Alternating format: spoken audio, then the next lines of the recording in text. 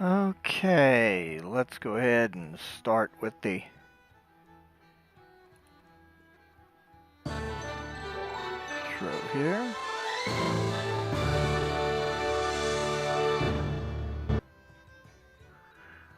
All right. Bingo. Everything seems to be working. Recording is going. So let's hit this up.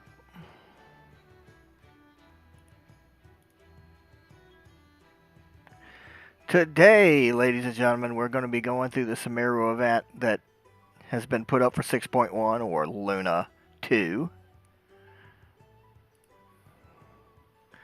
I will not be able to see the chat, so just know that if you said hi or anything, hi back.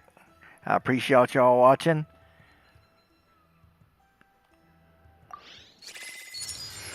My male traveler here is about to take on the Sumeru event.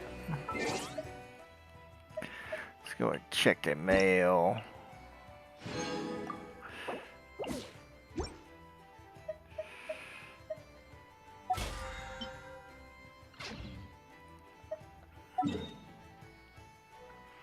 Believe I need to go to Sumeru City.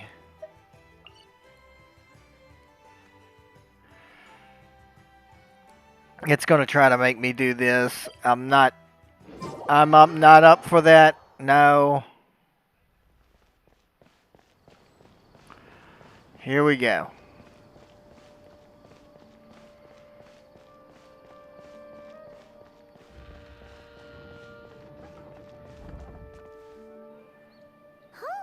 We haven't been back to the academia in a while.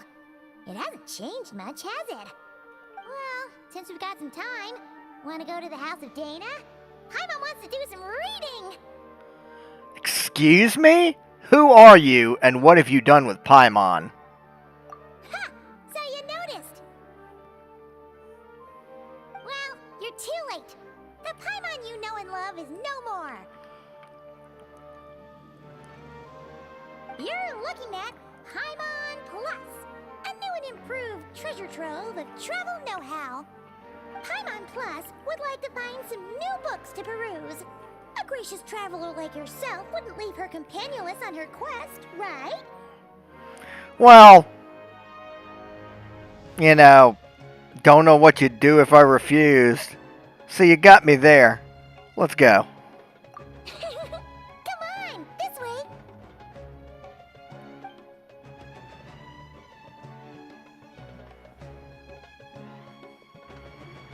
Oh, hey! It's Kale and Cyrus! Wonder what's going on. Let's go see. What about your books? Are you abandoning your quest for knowledge already, Paimon? Well, you know what they say. Learning is a lifelong quest. Which means there's always another chance to read a book. But you never know when the next chance to reunite with an old friend will come along. Yeah, sure. Whatever you say.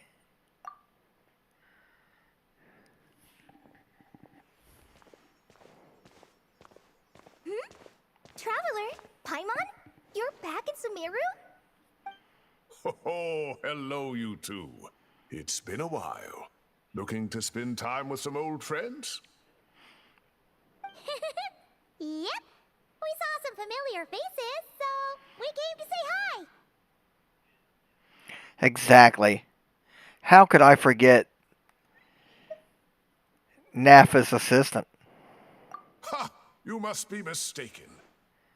Unless, of course, you mean his project collaborator, because that is far more accurate. Nephis, that old coot, should thank his lucky stars he has me on his team. Which is something he'd never have the courage to say to his face. Well, Paimon's glad to see you in such good spirits, Cyrus. Must mean things are all good here in Sumeru. Apologies, Sir Cyrus. I couldn't help making the joke at your expense. Ah, well, it's quite all right. I'm not the type to take offense at that kind of thing.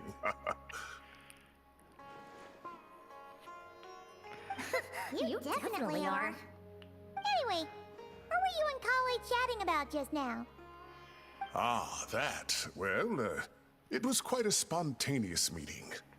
I was leaving the sage's office when I spotted Kale in conversation with a Mahamata, and it looked serious.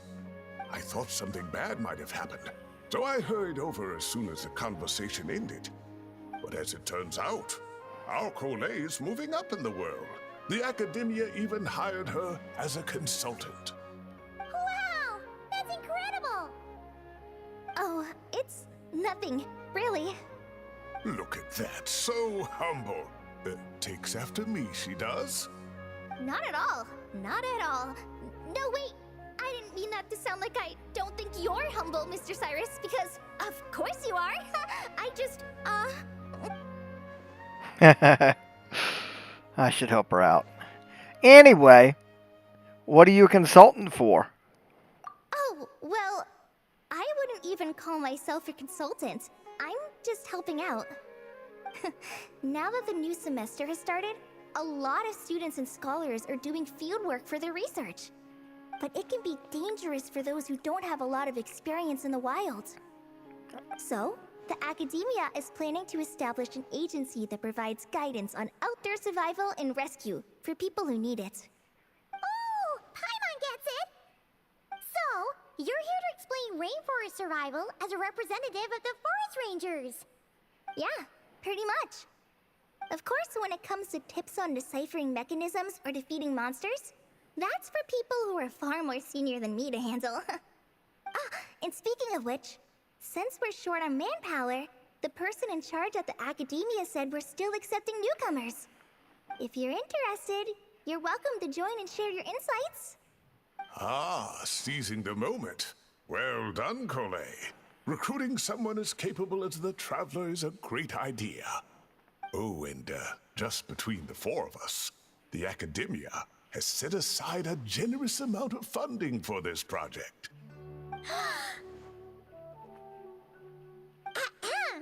Well, since Kale's thrown her hat in the ring, we should help out too. What do you say, Traveler? Well, as we all know, I'm nothing if not helpful. Especially if there's Mora and Prima Gems for... I'm very helpful. Great! Selfless, in fact. We're supposed to meet up in Aaru Village later, so I guess we'll regroup there. I was kinda worried, since Master Tainari isn't around to help this time, but now I feel much better. Have faith. You don't need anyone's help to do a great job. Yeah, even if you don't trust the academia's eye for talent, you can trust ours for sure. And mine, of course. I have as good an eye for people as I do for tomatoes. Well, there you have it. Thanks, everyone. Oh, speaking of Tainari, how are things with him and the others? Good, thanks.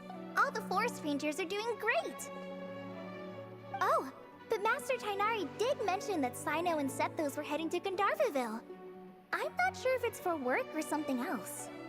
Huh, knowing them, could just be to play some cards. I'm not sure.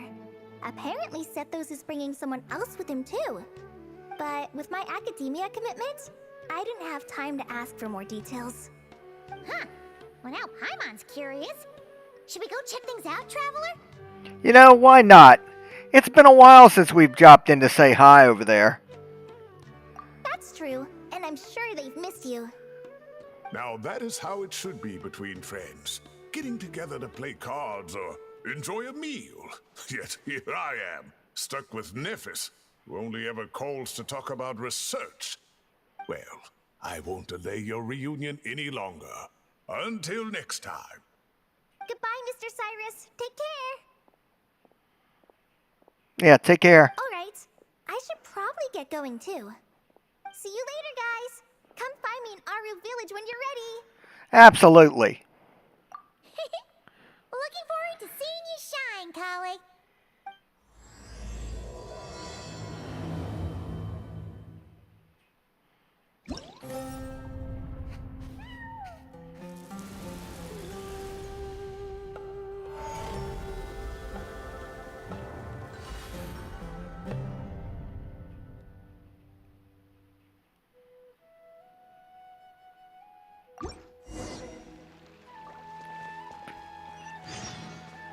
Alright, we better head to Gandharva Vale. Find out what's going on. If Sino and Sethos are headed to Gandharva Vale, I think it might be something. After all, they usually would meet in town.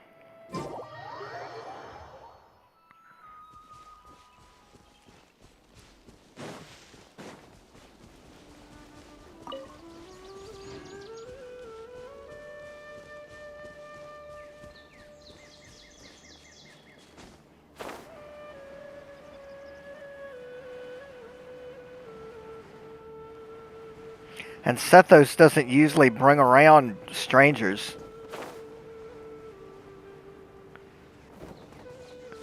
Matter of fact, he rarely travels with anybody besides Sino.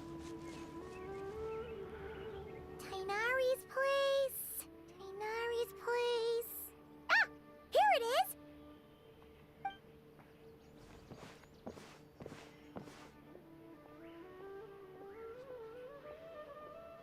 Sino!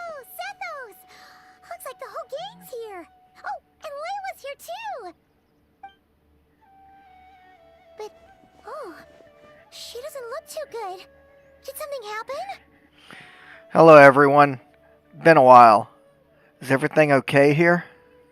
Ah, Paimon, Traveler. It's good to see you. I'd welcome you like a proper host, but I'm a bit busy at the moment. Apologies. No worries. This seems like it's serious. Ah, no need to look that worried. My observations indicate Miss Layla's condition has improved quite a bit. There's no danger to her mind. She's just fatigued and needs some rest. Excuse me for a moment while I blend some calming incense. I'll let you two explain the situation. All right.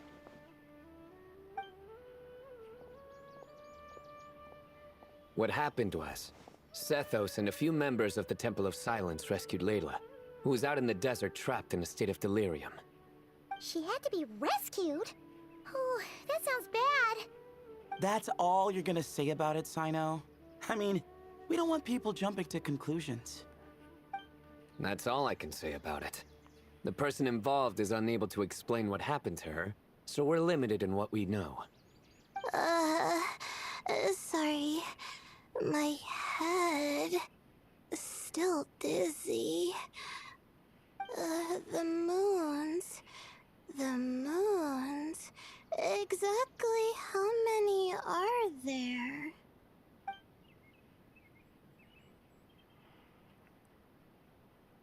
She's been repeating that phrase over and over again, but she can't seem to remember what happened to her. We tried a few things back at the Temple of Silence, but we couldn't recover her memories. Her symptoms are kind of similar to researchers in the Satyavada life state. So we brought her to Tainari to see if our veteran forest watcher had any other ideas. Tainari is pretty much our last option, so let's hope he can help. Well, the good news is, even if restoring her memory is a no-go, we can help with the headache at least. Jur was in a similar state when we found him, delirious and mumbling to himself, but he's more or less back to normal now. Sorry, I should give you some context first, huh? We should let Miss Layla get some rest. Come with me, you two, and I'll introduce you to the other victim of this incident. Good idea. I'll wait for Tainari here and keep an eye on our patient. All right then, this way. Take it easy, Sino. Surely that little girl must be.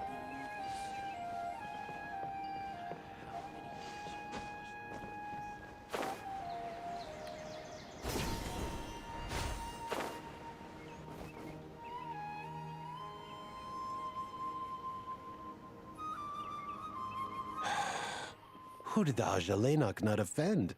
I just don't get it. Hey, Jur. Still musing about Aji Laynok nuts, huh? Want me to have Sino come over and tell some jokes? Might help distract you. No. No need. I'm done. I like jokes. Don't encourage him. Well, sorry for interrupting the Layla talk, buddy. Next time, just say, "Ah, gee, hey, knock." Hold on. So, what's the deal with the Ashilanock nuts? Other than the bad Sino jokes. We'll get to that. But first, introductions are in order. This is Jur, a member of the Temple of Silence. And you remember the Traveler, right, Jur? Of course. I'd never forget a participant in the Rite of Duels or the hero who saved Sumeru. Awesome. Could you go over what happened to you one more time, Jur? Our valiant hero is gonna help us get to the bottom of this. I am? Might as well join since you're here, am I right? Just hear him out. You're gonna want to uncover this mystery once you do. I'd bet on it. Well, I was on an expedition in the desert not too long ago, when I got caught in some quicksand. Later, it became obvious it wasn't normal quicksand because instead of sinking to my death, I fell into an undiscovered ruin. In my panic, arms and legs flailing about, I suspect I touched some things I shouldn't have. Because in that brief moment, an enormous amount of information came surging into my mind. I would hesitate to even call it knowledge, because my brain had no capacity to process the information. To use an analogy, it would be like trying to stuff thousands of Ashilanock nuts into a small water skin without it bursting. Sorry again with the Ashilanock nuts, I know. It's fine. We're getting to that part of the story anyway. True. Well, just as I was on the verge of madness, a single phrase broke through the storm of thoughts in my head. It was a man's voice saying, "Don't eat Ashilanock nuts." What? Huh? I know it's hard to believe, but that's what happened. I was saved by the phrase, "Don't eat Ashilanock nuts." Do you have any idea who it might have been? I'm not sure. I'm not even certain it was a man's voice. It's hard to remember now that I've been repeating it so much myself. Anyway, the good news is I no longer feel like my head is going to explode. Of course, the bad news is that phrase has been stuck in my head for the past few days. Wow. But doesn't it have the opposite effect? Like, the more you say don't eat it, the more you want to eat it? Yes, that's exactly right. Whoever the voice belongs to, I don't know what his deal is with those nuts. Well, the world's a big place. There's bound to be people who don't like sweet stuff. I suppose. Strangely enough, I'm starting to think the voice belonged not to a man, but a cat. A cat? How? That's the question, isn't it? What would a cat be doing in an abandoned ruin like that? Just as my mind was reaching its breaking point, I could have sworn I heard the sound of a cat guiding me to exit. But when I came to, all I saw was endless desert, and Sethos shaking me in a desperate attempt to wake me up. I'll admit, it was pretty terrifying seeing you like that. Staring off into space and mumbling about Ashilanock nuts. You sure don't sound terrified. Sorry. It's not that I don't care. It's just kind of hard for rambling about Ashilanock nuts to sound menacing. Now, what Layla was saying, on the other hand, that is much creepier. You mean about the number of moons? Exactly. The unknown is what breeds fear. Ashilanock nuts are familiar. But the moon suspended above us at night? That's about as foreign as it gets. Well, we don't know that for sure. There could be a whole other world inside an Ashilanock nut, with a moon of its own. Huh. I guess. Ashilanock nuts are not to be underestimated. Right, yeah, of course. Won't catch me disparaging the mighty Ashilanock nut. No, sir. Huh. So, a similar thing happened to Layla then? Yeah, I think so. I was in a hurry to rescue Jur, so I put a marker on the incident site so we could go back and investigate. When his condition stabilized, we doubled back around to check and...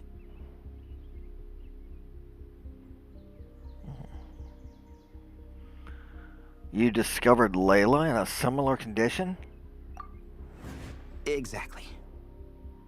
Multiple victims with the same symptoms at the same location.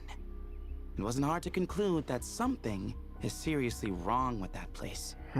So, after we got Layla out of there, I had the Temple of Silence put up a warning sign at the scene and send patrols to watch the area. And? Speaking of, Sino, Tainari, and I are going to head back there and investigate once Layla is stable. So, as per usual, you're here just in time. Yeah, it sounds like you need all the help you can get with this. That's for sure. But there's another reason I want Sino and Tainari involved in this. Because the story doesn't end there. Right, Jer? Oh, yes. Where was I? The Ajalay nuts butted in and I... Right. Yes. The cat. As I followed the cat noises, the voice said something else. So, there are those from Tula who still endure. I thought that was strange, of course, because, well, was the voice referring to me? Records of my ancestry are rather sparse, so I'm not sure if my bloodline even traces back to that place. Tula. That's right. The Temple of Silence's place of origin. And the home of Tainari's people. Plus, Ibus, who Sino and I both share a connection to, was one of the city's founders. As the temple's current leader, if something strange happens in the desert, it's my job to get to the bottom of it. But it turns out, a lot of people have a horse in this race, and I'm not leaving any of them out. That's a good idea. You can count on me. See? Knew you'd join. But yeah, that's all we know about Jer's situation. Tainari should be done on his end. Let's head back and check on Miss Layla.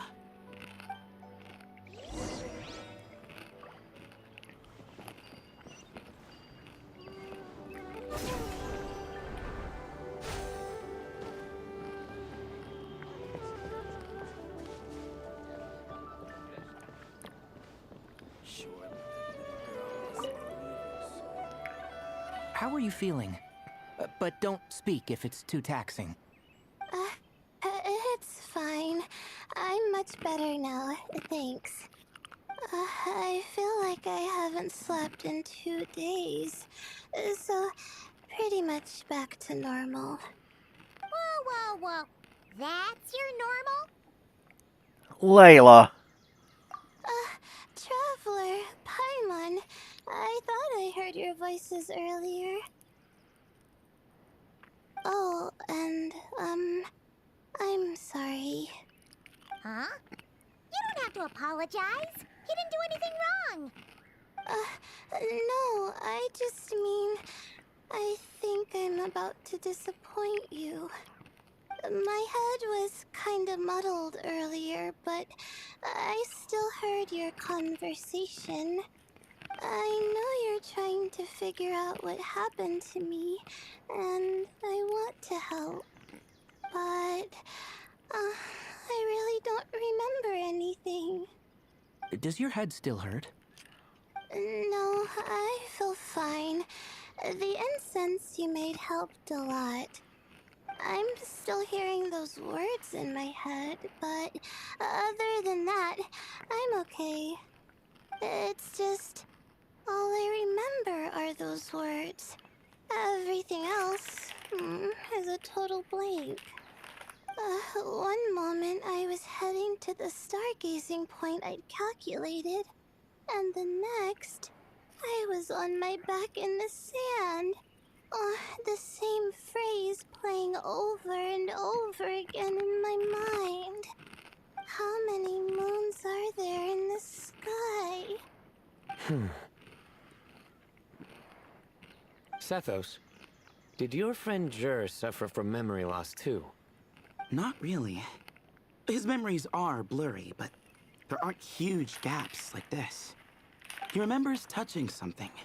Someone talking, a voice mentioning Tula. and hearing a cat lead him to the exit.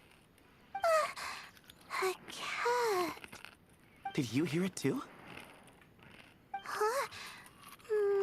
Now that you mention it, I think so. It was so soft. I thought I was imagining things. Which means, at the very least, what the two of you experienced while escaping the ruin is consistent. A single sentence repeating in your heads, and the faint sound of a cat. Still not a lot to go off of. Nope. Agreed. Oh, is your head hurting again, Layla? No, I was just thinking. Maybe my memories are blank because I was sleepwalking at the time. Sometimes my friends and classmates tell me about things I don't remember doing, or places I don't remember going. I don't talk about it a lot because, well, I don't even know how it happened. But I don't want my personal circumstances clouding your judgment. So I, just wanted to mention that. Ah, I see. Well, thank you for telling us. But I don't think we need to dwell on that for now.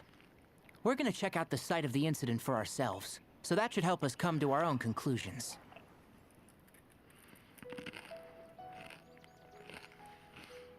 I'm with Tainari. Don't put too much pressure on yourself. Okay. Then could I come too? Oh, I have to know what happened to me back there. Sure, but on one condition. You need to be in tip-top shape before we head out. If your condition isn't stable enough before then, I'll have to figure out something else. Of course. No problem. Well, I'm more concerned about Tainari. You sure you'll be alright in the desert? You say that like I'll evaporate on first contact with sand or something. Call it curiosity. If this concerns my ancestors, I want to figure out what's going on. Anyway, as long as I take things slow when the sun's out, I should be fine with the right preparation. Besides, it's a good idea to have a doctor on hand in case of emergencies. So long as our doctor doesn't become the emergency. Well, if that happens, I suppose I'll just have to rely on the kindness of my entourage to haul me back home. All right, well, that all sounds good to me. Let's meet in 2 days like we agreed. Jer and I are gonna head back to the Temple of Silence to do some research in the meantime. See you in a couple days. Sounds good.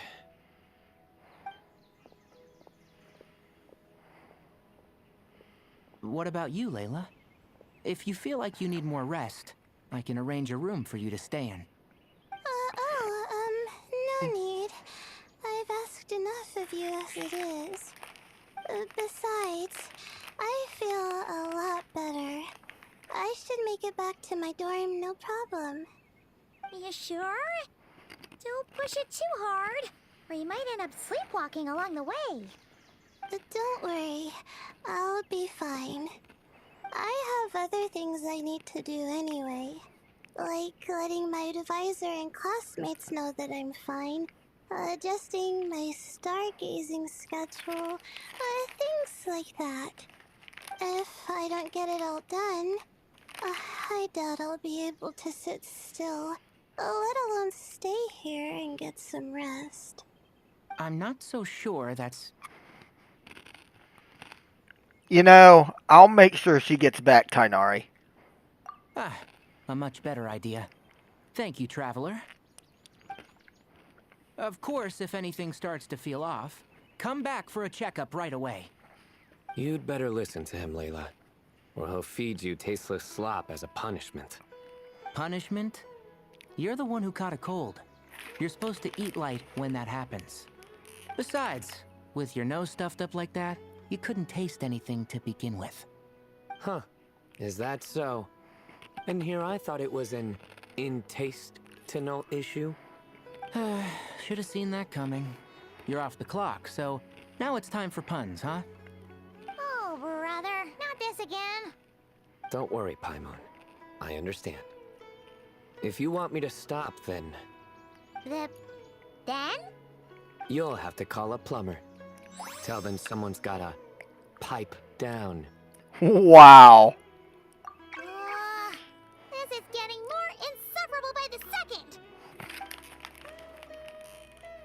Put a sock in it already, please. Got it, Paimon. One sock in, coming right up.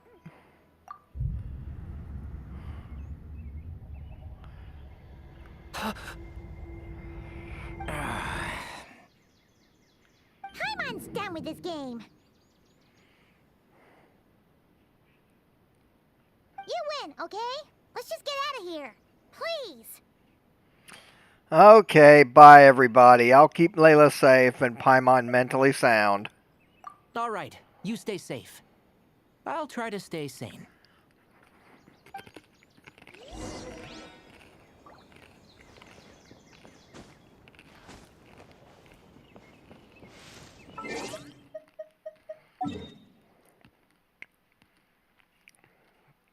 On my way to Sumeru City. In the meantime, let's check this. Nothing yet. Okay.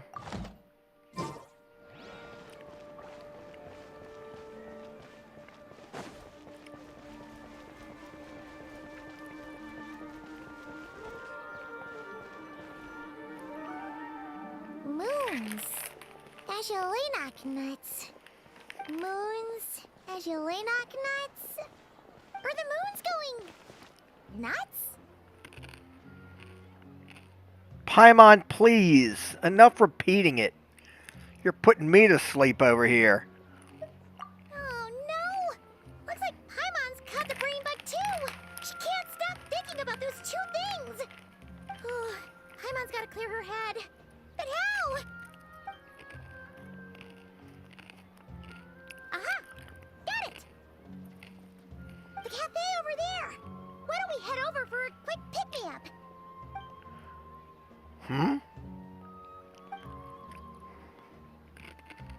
Layla? Sorry. I feel kinda tired all of a sudden. Wait! Is it because of all Paimon's muttering just now? Oh, sorry. The coffee will be Paimon's treat, okay? Wow. You're so generous all of a sudden.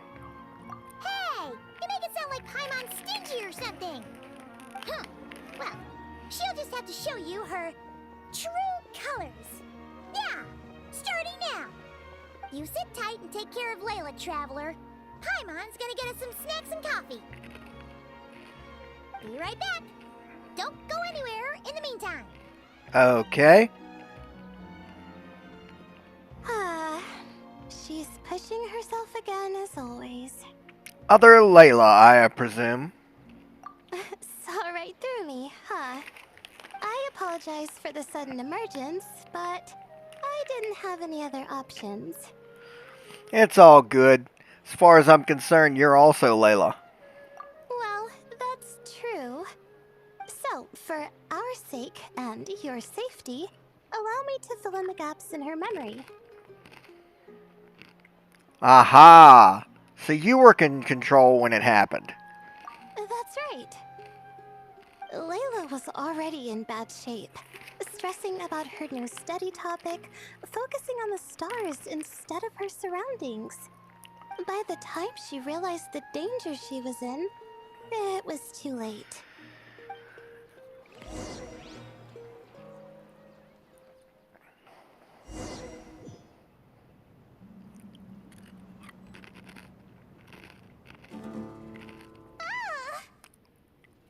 Quicksand near the ideal viewing spot?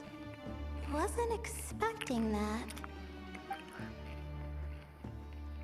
Looks like Layla's been under a lot of pressure lately. She hasn't been paying attention to her surroundings. But why would quicksand lead to a place like this? Well, all in all, looks like a common desert ruin. Guess there's nothing to do but try to find a way out. Oh, Layla, what have you gotten yourself into this time?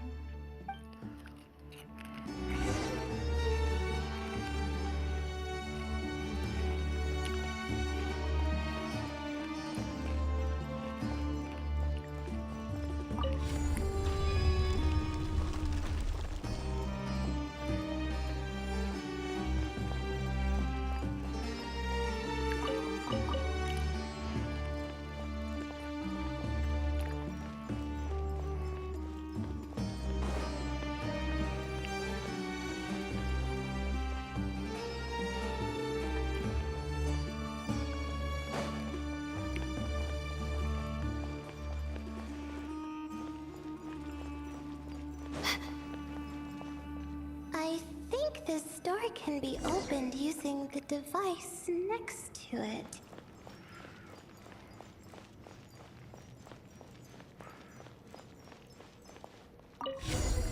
Just like I thought. Ugh, what was that? My head. It hurts. Is Layla waking up? No, that's not it.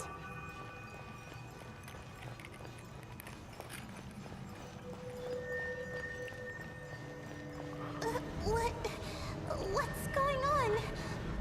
It's too much.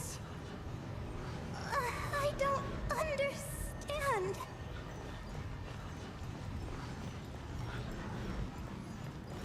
The ground is... Where am I? It's spinning.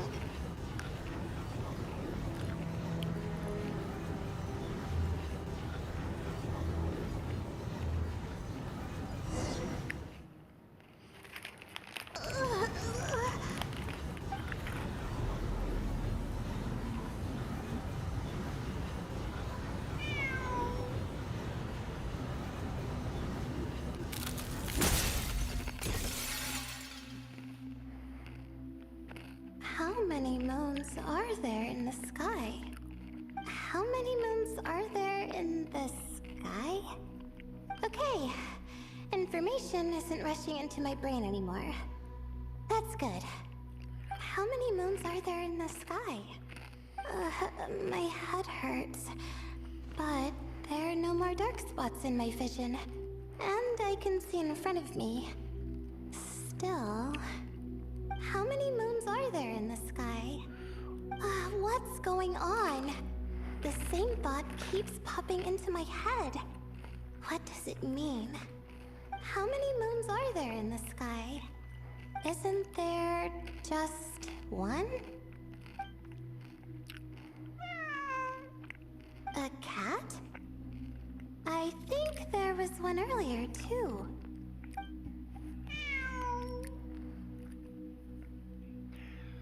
I'm not hearing things. It really is a cat. But what is it doing here? How many moons are there? No! Stop it!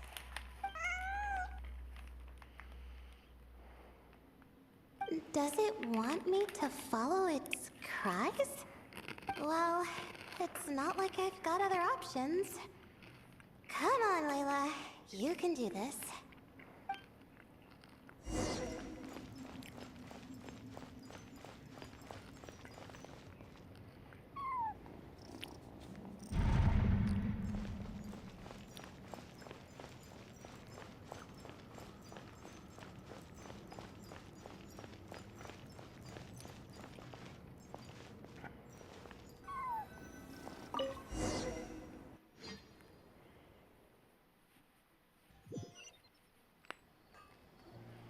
And so, I followed the cat's cries to find my way out. It was quite a kind creature. It didn't even leave until the other Mews started to wake up. Well, that fills some of the gaps and sounds very familiar to what happened to Jur. Thinking back, it all started when I touched that device. I've heard fellow students talk about it before. How the desert is full of objects that do strange things. Sometimes it's just a minor inconvenience, but other times devices like that can cause massive trouble. Yeah, I know exactly what you mean about that. Of course. I forgot how much adventuring experience you have. Still, carrying an umbrella doesn't mean you can't get soaked, so just be careful and stay away from unknown devices. Good advice. No need to thank me. You and Layla are about to head into dangerous territory together. You need to be safe so she can be safe. Well, I think that about sums it up. And just in time. Your coffee's here. Traveler! A little help over here?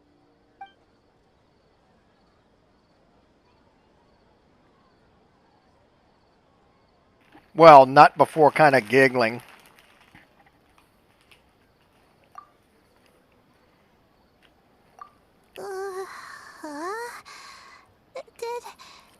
Did I fall asleep?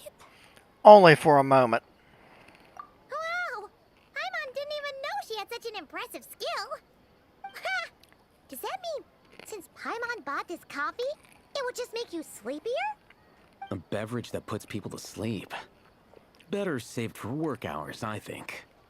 What? So you can nap on the job? Who does that? Huh? Oh.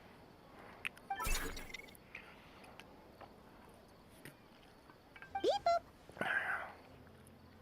Oops. Oh, hey, Tommy. Nice to see you. Oh, and you too, Marak.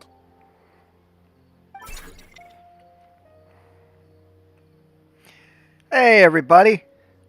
This is turning into quite the gathering. Sorry. Hope we're not interrupting anything. Miss Layla? You don't look so good. Is everything all right? Oh, I'm fine. I was sleeping just now, so I'm still a bit. Ah, I see. And we woke you, didn't we? I'm sorry. We shouldn't have been so loud. No, you didn't.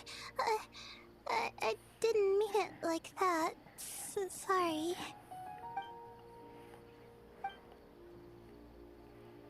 Wait, where are you going? You just got here.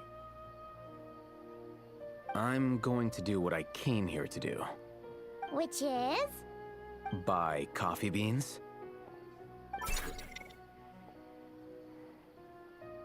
Huh?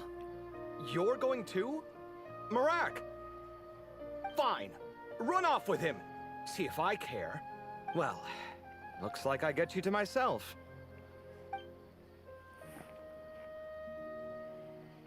It's been a while, hasn't it? How have you been? Oh, the same old, same old. So, a busy life of adventuring for you, and a busy life of academics for Miss Layla, is that right? Oh, is something wrong? Just a bit of trouble, in the desert, that's all. Ah, the desert's not always the friendliest place, that's for sure. And from the look on your faces, I'm guessing this problem's not resolved? Don't force yourself to talk about it, of course. But I've worked on several projects in the desert before, so if there's anything I can do to help, just say the word. No, I don't have anything to hide. It's just complicated, so explaining might take time. Ah, well, lucky for us, I've got that in spades. Yes, you have been quite sedentary recently. Excuse me? I've been going about work as normal, thank you. And, might I add, you do way less work than me. I do the amount of work that is required of me. Ah, yes. You and your stellar work ethic. The stuff of legends. Oh, now look what you've done. I've lost my train of thought. Where were we? The problem in the desert. Wait, you were listening earlier? Oh, we're giving the silent treatment now? Mature, very mature. Continue, Miss Layla. I'm curious as to how this incident unfolded. What did I tell you? This one doesn't have enough to do. Alright. Well...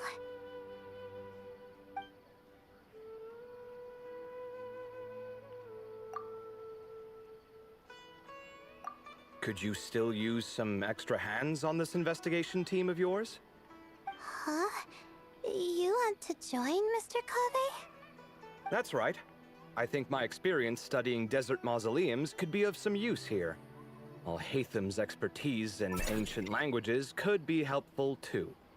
Besides, I consider you all to be my friends, and friends are supposed to help each other out. Wait, I'm involved in this now? Oh, please, I know you. Half the battle was over the minute you said you were curious. We couldn't stop you from joining if we tried. Well, you've got me there. Besides... this suitcase of yours has been jumping at the chance to volunteer for a while now. I imagine... You imagine? mechanical life forms might also feel homesick from time to time. Huh. Now that you mention it, Marak's core was a component sourced from the desert. That could prove useful. You're sure you want to come with us? It could be dangerous. Oh, I'm sure. All the more reason to recruit as much help as possible. It's important to count on friends at times like these. We appreciate the help. Our pleasure. It's a plan, then.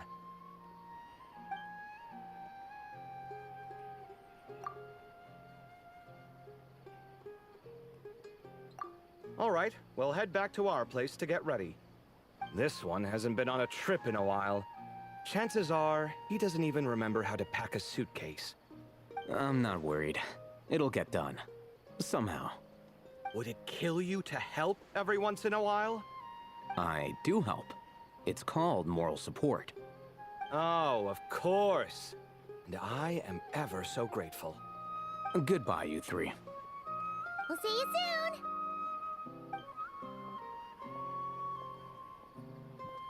Oh, and Kave, your coffee beans. You were too busy glaring at Alhaitham, you almost forgot them.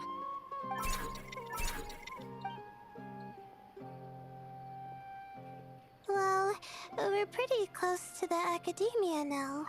I should be fine from here. Thanks for the coffee, Paimon. I feel much better now. You know, coffee's great and all, but you really need to sleep, Layla. Right. I'll follow the doctor's orders. Or try to, at least. With the blessing of the stars, I hope we all get a good night's sleep.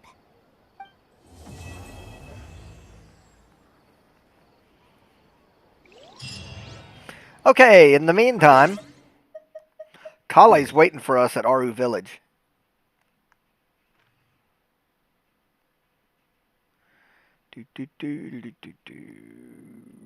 There we are.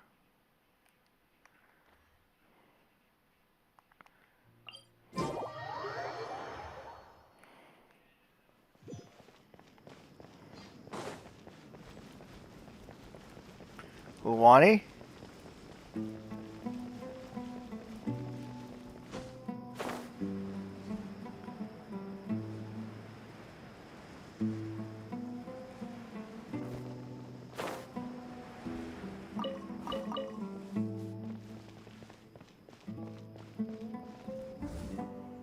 Traveler, Paimon, over here! Welcome to the home base of the Fieldwise Center. As you can see, the core projects are already up and running, so we can get to work at any time. Huh. This feels like one of those places light novels talk about. You know, the adventuring hubs where rookies gather to take quests and stuff. Oh, and almost like a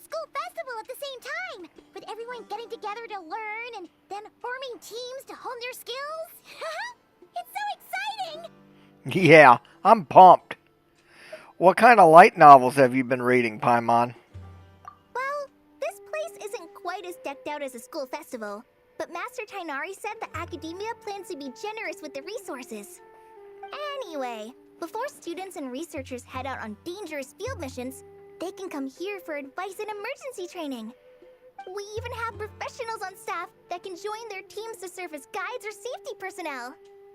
Yeah, you can think of it like a forward operating base, equal parts theoretical training and field practice. We'll familiarize new recruits with potential challenges in the wild and take them through drills so there's no reason to panic during the real thing. Amber, you're here too? Yeah, thanks for almost jump scaring us. Is the Outrider getting a new job? Surprised? I know I was.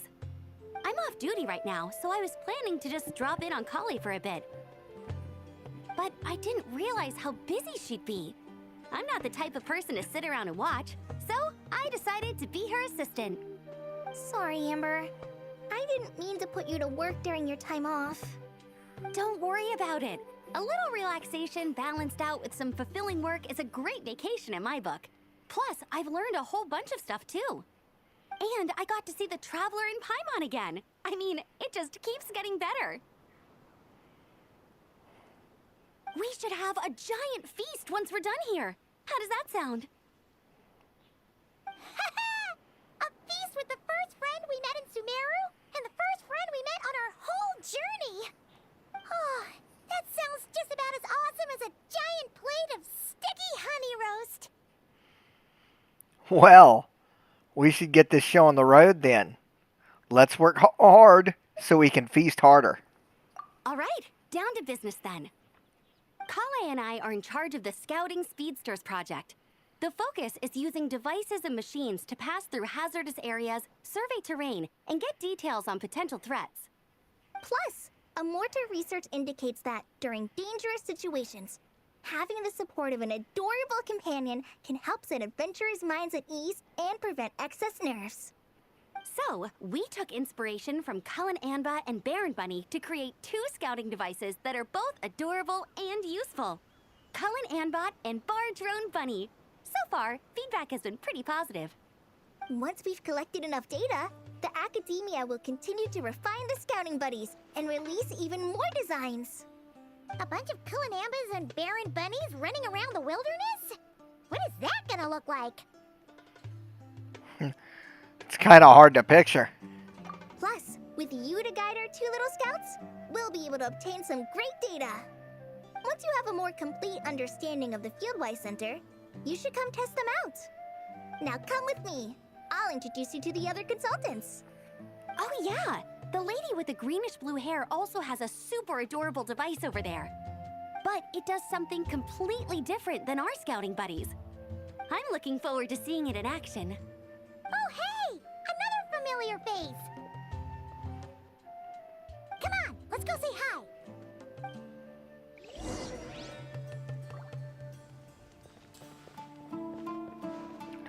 I didn't want to step on her table. It's really that popular. The internal locomotion mechanism is clever enough, and the execution on the terrain recognition, remote control, and weight detection modules isn't bad. But the appearance... it might as well be a doll for a child. No, this won't do. Madam Farzan, great news! The Traveler and Paimon agreed to join! The Fieldwise Center just leveled up big time, huh? Hello, Madam Farzan! We're here to help! Well, look who the cat dragged in. Excellent job, Kale. Snagging 2 top experts with undeniable adventuring expertise. Now the League won't be able to say a word, no matter what kind of feedback I give. Now tell me, what do you think of this puzzle, pal? Whoa! It looks just like you! Makes me feel safe and comfortable. It's a collaboration between my juniors in the Haravatat Darshan, the Puzzlers League, and the Synopsium on Ruin Mechanisms. Clearly, the technological aspect is quite advanced. But the appearance... it couldn't be more childish. You should have seen Anise. defending this design choice with more passion than her thesis. Young people these days. Far too obsessed with making things cute. Paimon kinda likes it. Kali and Amber were just saying how cute companions can help adventurers stay calm. With a doll that looks like you by her side, Paimon thinks she could go adventuring in a super dark ruin and not even get scared. Well, that line of thinking does have merit. And I suppose choosing this particular appearance is a sign of their respect. For me. Still, there are adventurers who place greater emphasis on reliability and technical composition. People like that don't just want their devices to be able to survive an avalanche, but to look the part. And for their appearance to reflect the high-tech composition. The fluffiness of this puzzle pal, on the other hand, doesn't give the impression it would be a reliable or formidable device. The appearance may even be distracting. Now picture this. A thick metal casing, square in shape, with a matte finish and openings to showcase the complex technical composition. That would have much more visual impact. I'm the perfect example of this. I have a youthful appearance, and so people question me on occasion. If I had a head of white hair instead, things would be different. Really? Do you want Paimon to talk to them? She has white hair. What? No! That's not the same thing. I didn't realize you had such strict views about this, Madame Farzan. I think it looks good as it is. Huh? So, even you prefer this version? Well, if that's what you really think, then fine. You'll have to come back and test it out on some puzzles, Traveler. I'll rate your effectiveness in using the device and come up with a user manual based on your performance. As for improvements to its appearance, long-term observation is required, so I'll put that aside for now. I'll be sure to make the most of the Puzzle Pal's capabilities. I've already selected a few of the most suitable domains, so we can begin the puzzle-solving process at any time. Thanks, Madame Farzan. I'm just gonna take the Traveler and Paimon to see the final project. But it shouldn't take long. Don't worry, Kale. You're the one in charge here. Just make sure to pace yourself. Once things calm down, come over to see me and we'll have a nice chat. I'll even treat you to some snacks from back in my day. Snacks! Paimon's in! Paimon's in! Thank you, Madame Farzan. I'll bring a few boxes of floral tea as well. Go on now. Do me proud.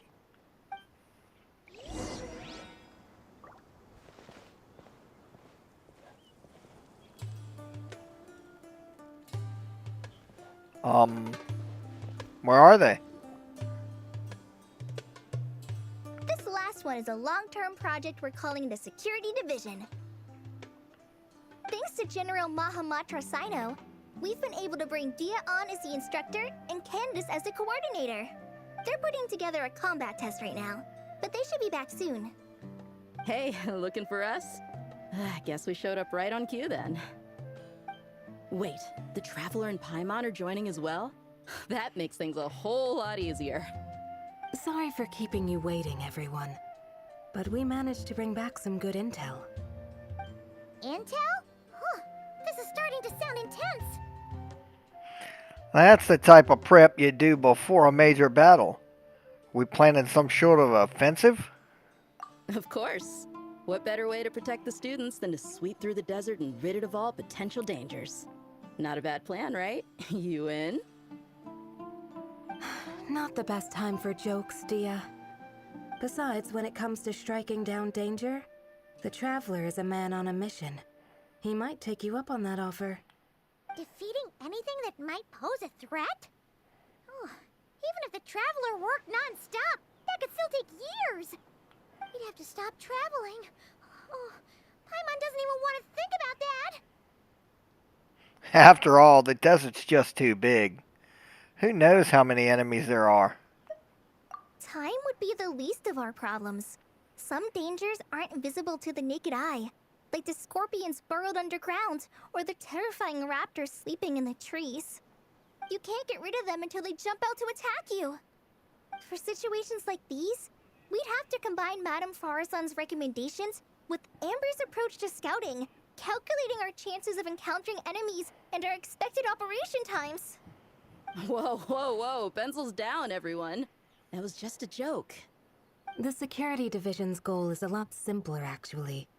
We're just here to ensure that fieldwork teams include trained combat personnel.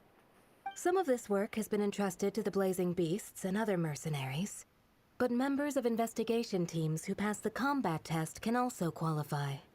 Before an investigation team is allowed to head into a dangerous area, the group must include at least 2 professionals who have passed the assessment. And Dia and I were just out collecting intel on the best place to hold the test. We found a domain filled with monsters and bandits of all levels. Hopefully, they don't mind us borrowing their stomping ground for a bit. It'll only cost them a few smacks on the head. Oh, so we just need to supervise, right? That's right. Participant safety is our utmost priority. So we'll organize a group of capable personnel to take it in shifts. We still need to figure out our testing metrics, though. Fighting is different from an actual exam, and there's no one right answer. Mercenaries like me, we all have our own style. That's not a problem in actual combat, but when it comes to teaching, we tend to stick too much to what we're used to.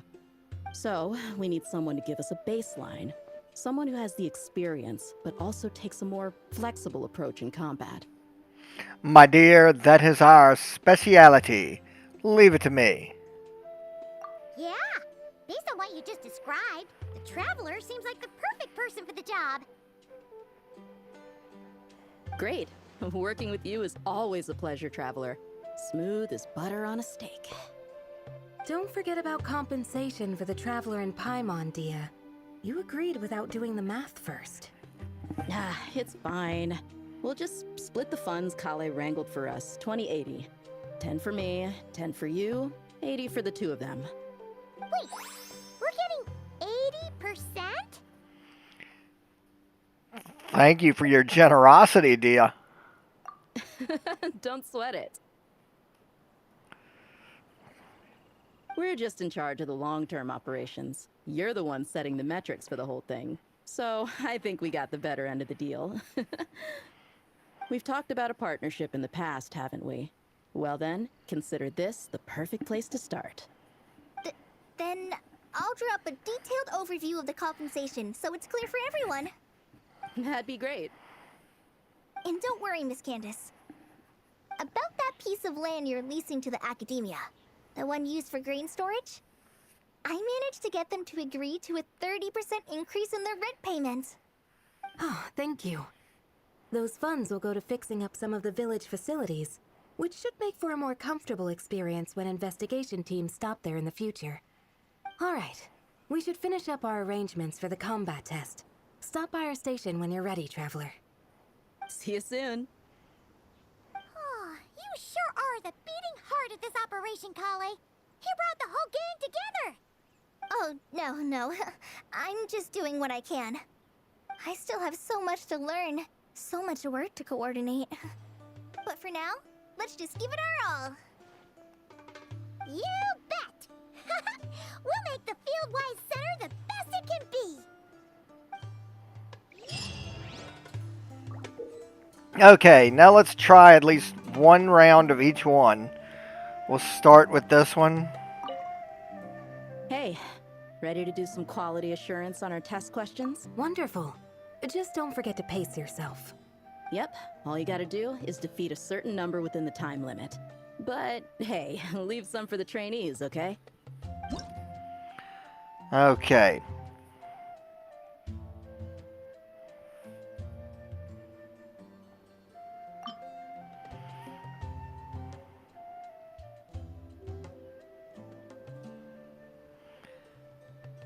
Accumulate trial objective progress to gain buffs for formal engagement.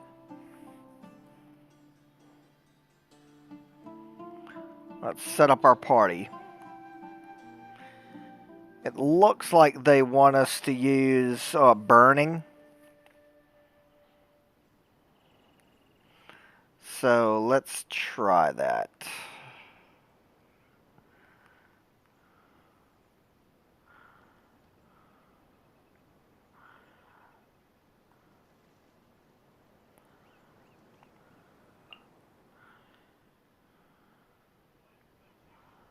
Let's see.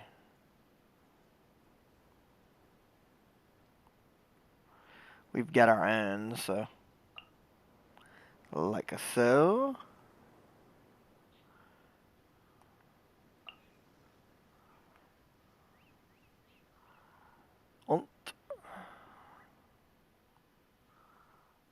Yeah.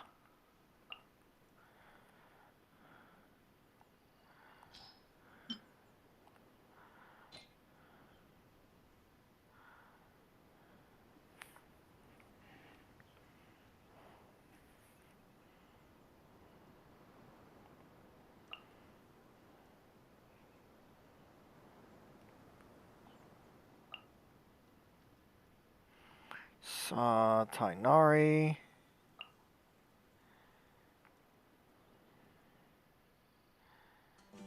And let's throw in a unknown variable.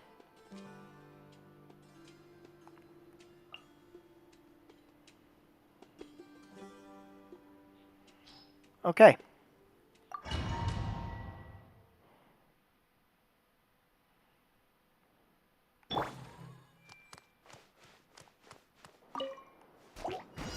Share my knowledge.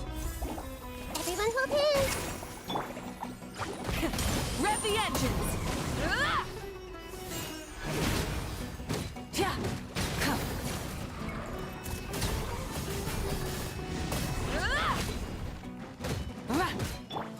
The Temple of Wisdom. Now disappear! Go, Shannon, you away. Don't be scared. Pyroclastic surge!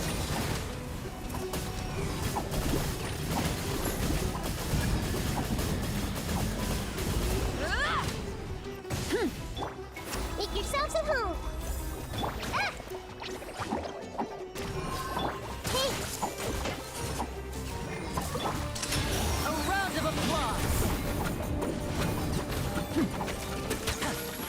Try and stop me!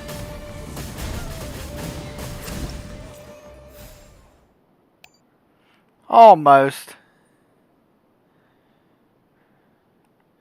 Let's go.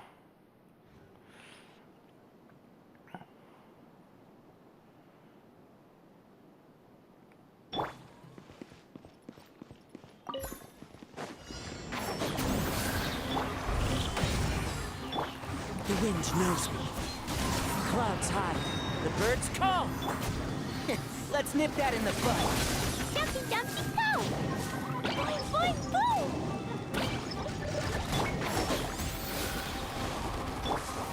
Sparks and flash!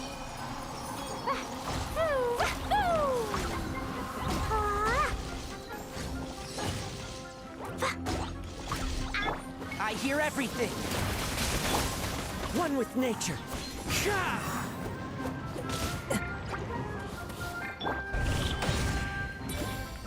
Entrap!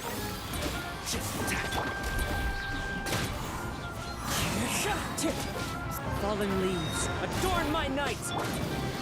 Let's nip that in the bud. Can't see? Yeah.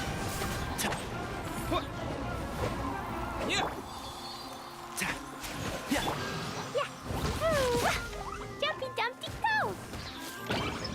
Da-da-da! Blazing delight! Hi-ya! Boo! Boo!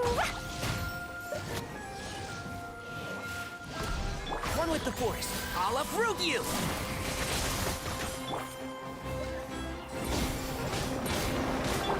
The wind knows me. I didn't even get shit.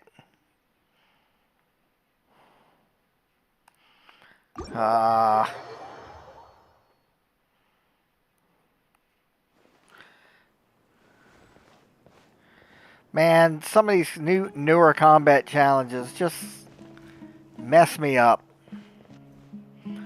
Let's do some puzzling.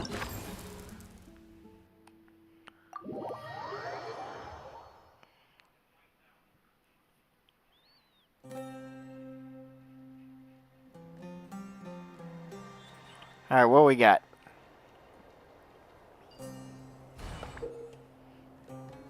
Oh, I get it. You're trying to get them to reach the goal and get the little achievement piece.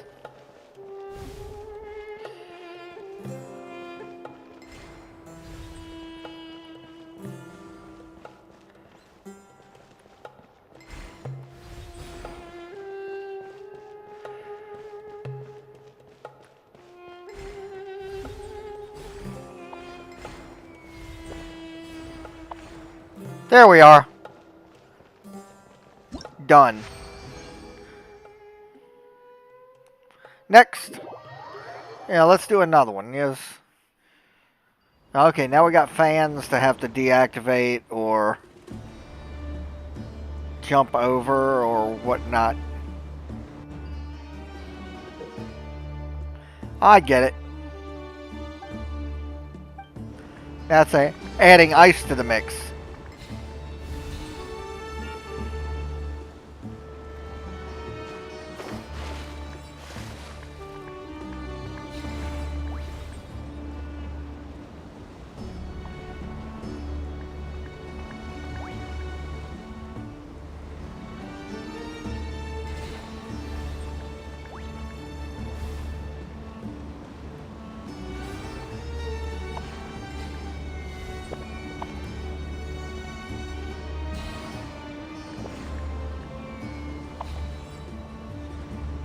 Ah!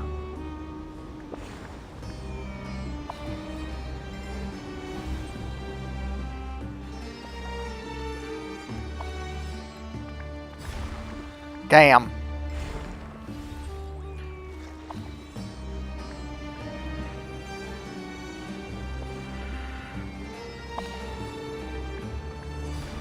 There we are.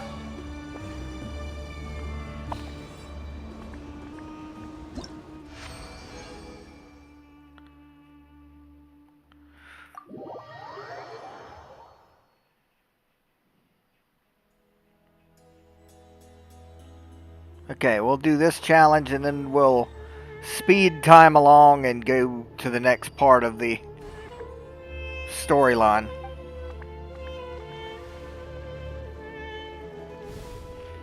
It looks like I don't have as much to work with this time.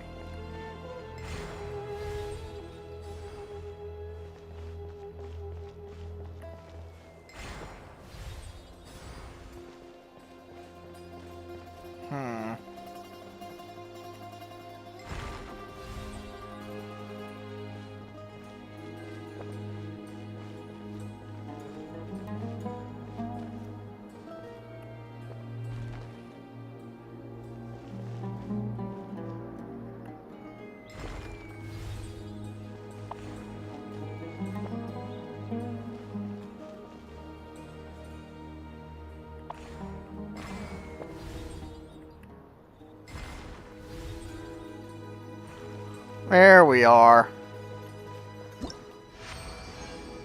Sometimes it just takes quick thinking. Oh crap, I hit next. That's alright. That's alright. One more. One more's good.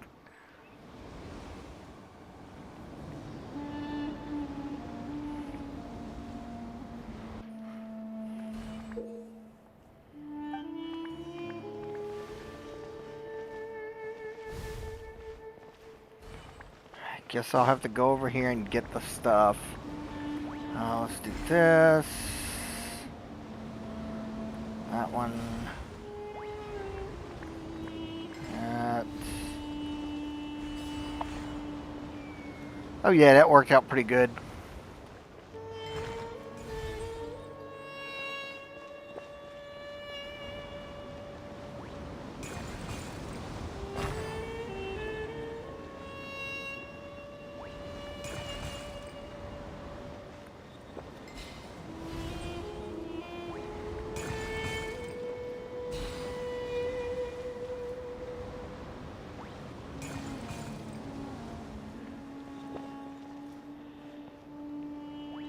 Oh, I think I get it. No, I think I had that right. This is the one.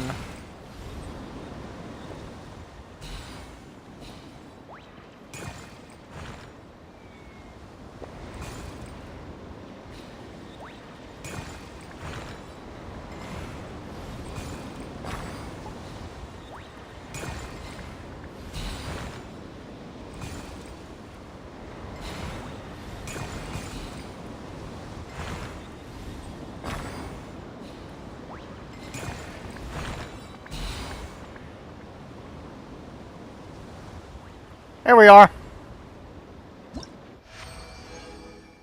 There we go. Exit. This time.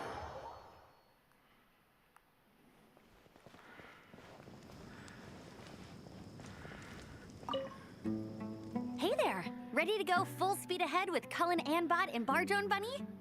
Our two scouting buddies are tuned up and ready for testing. Let's do it. Nice. Sure takes you back to the gliding test days, huh?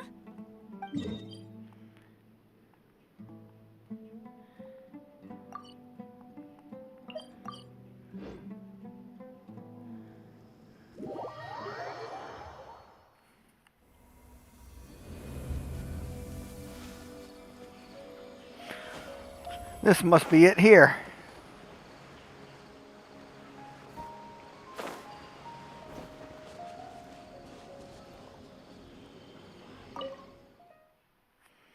All right. Okay. I get it. The green one goes on the green track, the red one goes on the red track. Try to collect coins. It's kind of like the Spirit Way.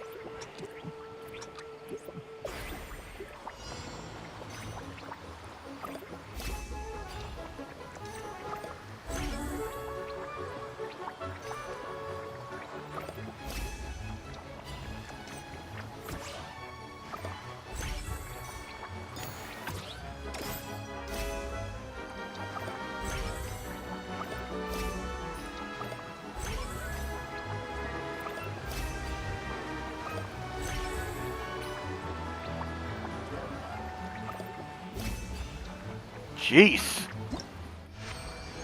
Those things get quick. We'll do one more of those.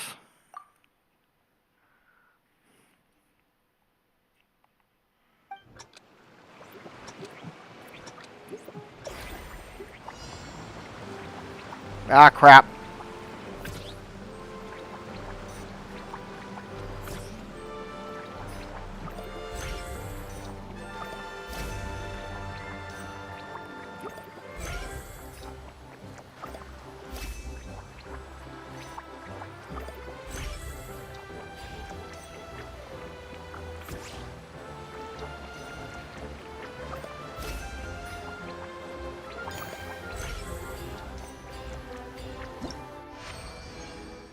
Okay, it does that one. Now let's head on back and meet Tainari and the gang.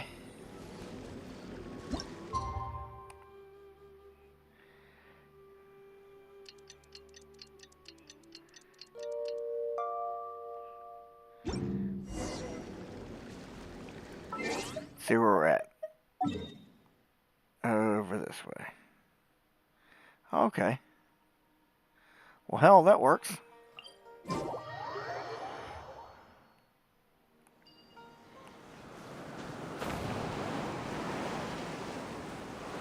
Whoa, what the hell?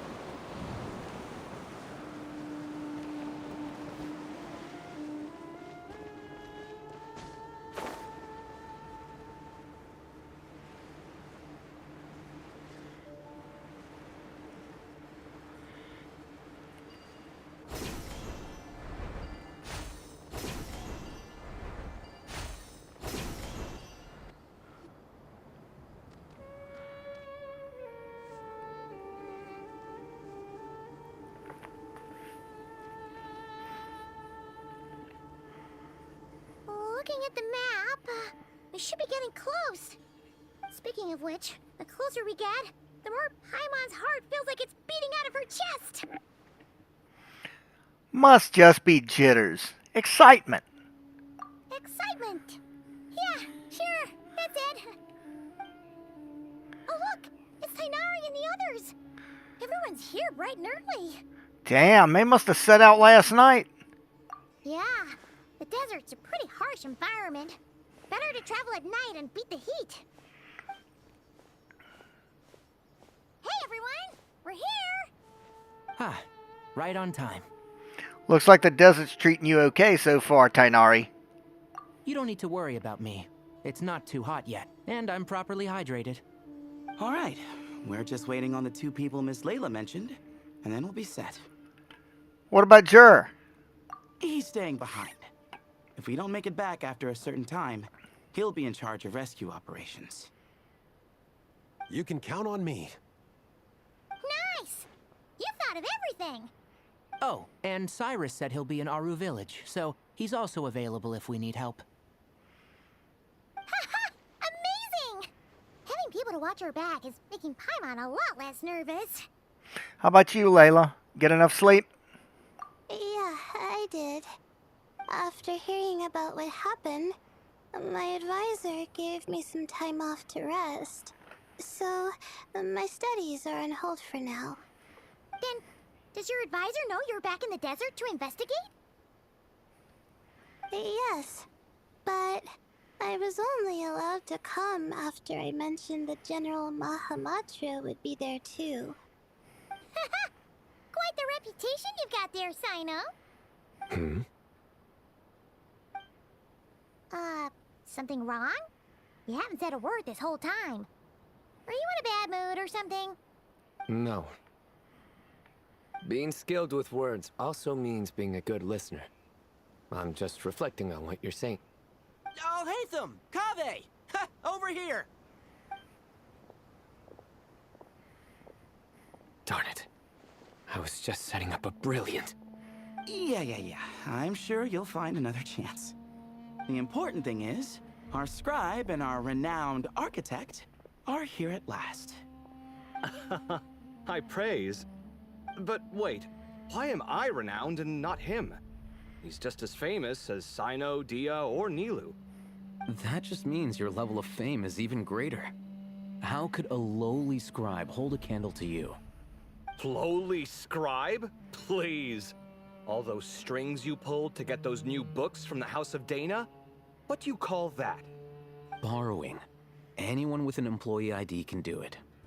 Uh-huh, yeah. The House of Dana bends over backwards for just anyone, does it? Send a report to Lesser Lord Kusanali then. Let her know someone at the Academia is abusing their position. Hey! I never said abusing! Impressive verbal sparring, as always. Yeah. Hi, Marak. Oh, hello to you too, Marak. Well, looks like your assistant is raring to go, Kaveh. And then some. The hell? So, I say we get this show on the road. No sense delaying the inevitable. That's true. No need. We're in this together, remember? Sure. This is the entrance, yeah? Yes. Perfect. Then, if we're all set, let's get moving.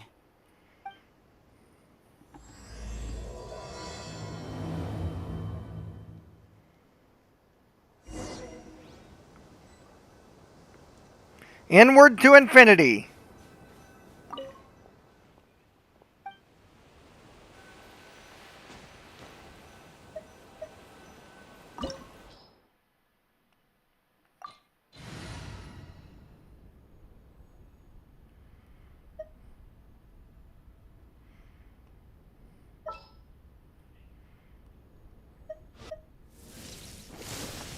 Yeah, take no chances today. What is the situation?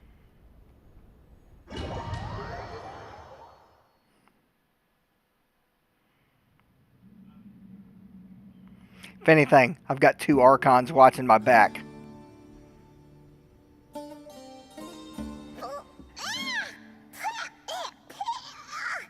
Paimon's mouth is full of sand! Ugh. So that's what falling into quicksand feels like? If this was quicksand, we would have struggled to breathe. No. I think this was regular sand, and we didn't sink into it. We fell through it. Into this place. Agreed. In other words, sounds like a you problem, Paimon. Ha ha, very funny. No, wait, Paimon's the only one. Ha! See? What? I'm the only one with sand in my shoes? Yeah, right. Place looks kind of familiar. Like I just... Wait.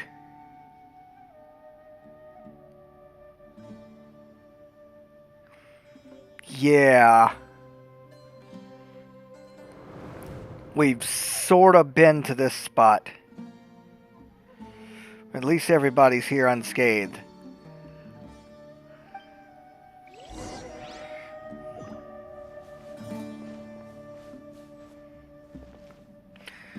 Give me a minute, gang. I just gotta grab something real quick.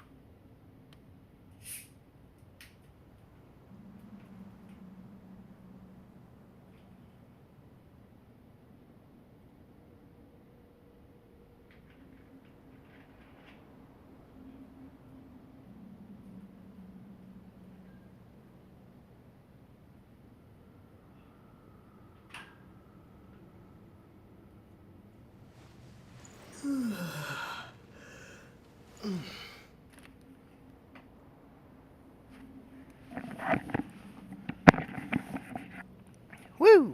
Okay. Just had to refill my beverage, being in the desert and all.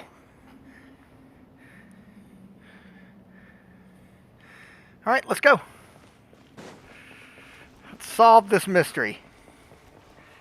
If there's mummies in here...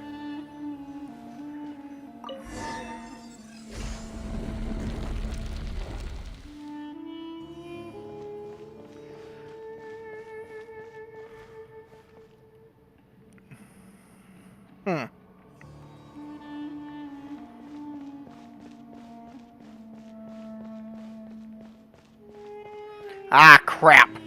Whoa! There are monsters here? Sure didn't say anything about that.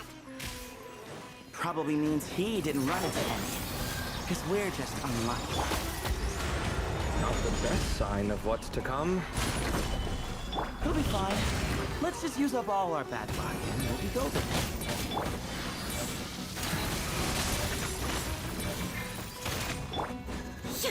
Shine down!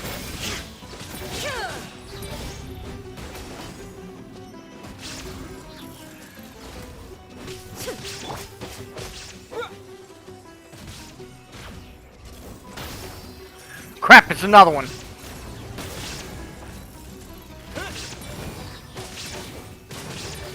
One with the force.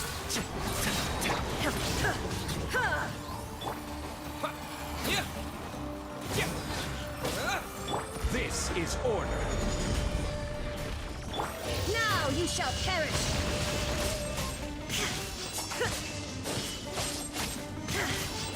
There is no escape!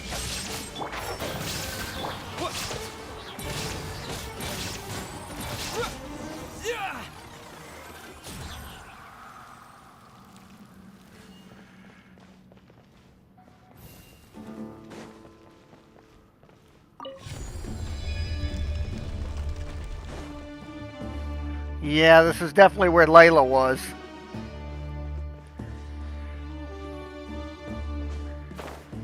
That room... Wait a minute, there's another room over here.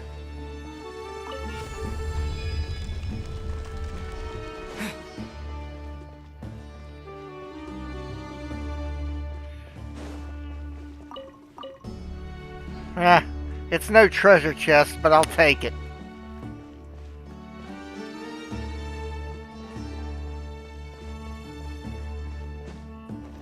Remember when domains used to have all kinds of hidden treasure chests? I miss that.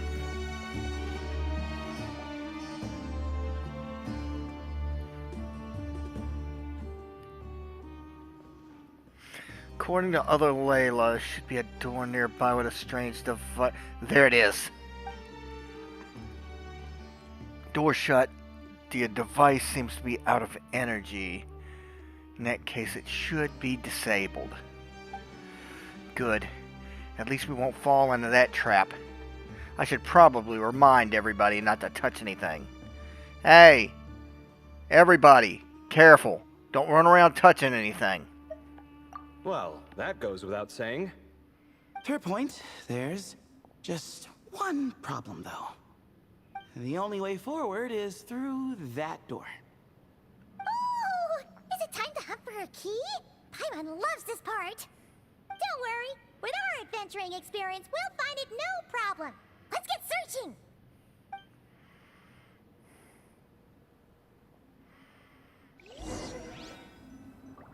Marak, wait! What's Marak up to? I think Marak might... Well, you found a sword.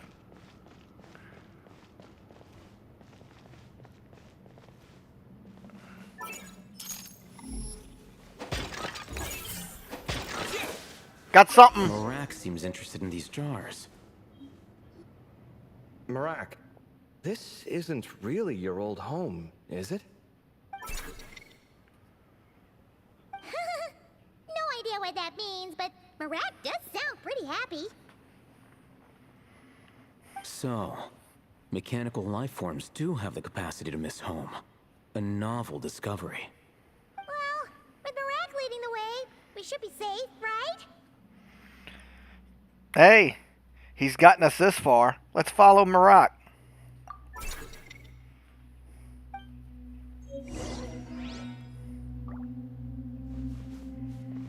So we got the key. Open sesame. Okay, it's a stairwell. I thought we were going to have to drop. We decided to join Kaveh. Otherwise, our investigation would have ended at that door. It was nothing that I did. You should thank Marak instead.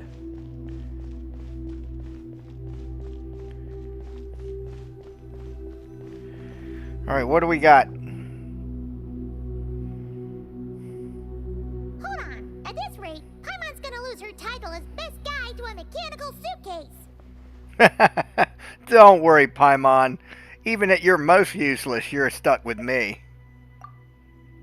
Aw, thanks. Hey, wait. What do you mean, useless? Well, no weird mental symptoms so far. I'll take that as a win. That said...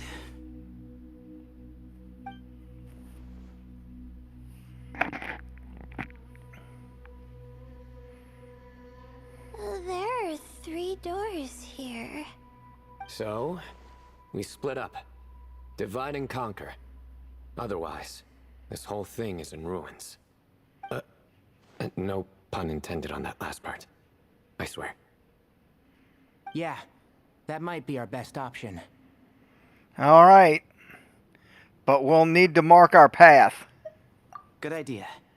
And the minute things go south, we go back the way we came. Ooh, this is getting exciting! Yep. So, who's teaming up with who? Paimon calls dib?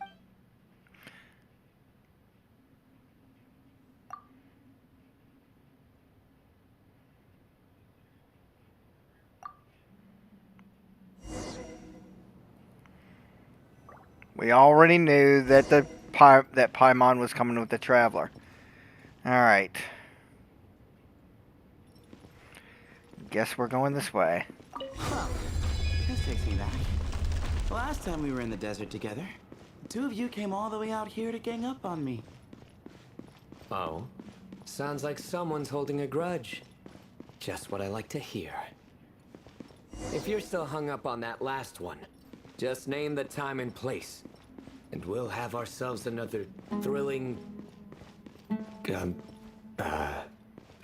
duel. This chamber is huge. I can't even imagine what it's used for. Oh. What's wrong? I seem to have stepped on some kind of stone slab. Huh. There's a pattern on this, but it's hard to make out with all the dust. Huh? Look! The shape seems to match the markings on the ground over there. Let's slot it in and see.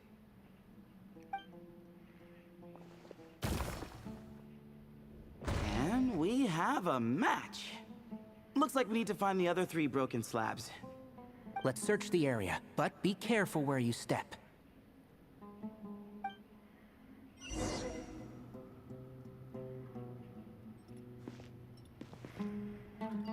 Let's see. Ah, here's one. Ooh, got one. Ouch, but watch out. The edges are kind of sharp.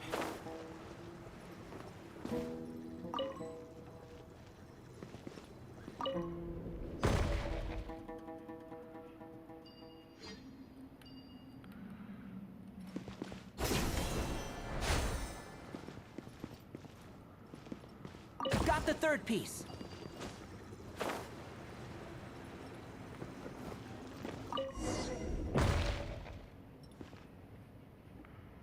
We just need one more.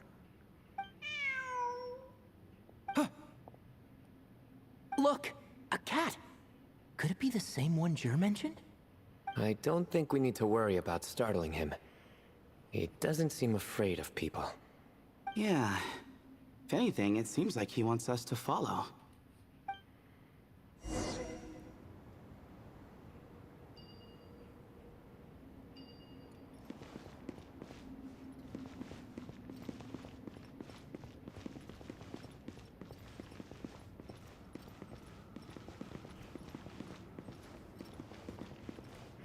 I think I get you, kitty cat.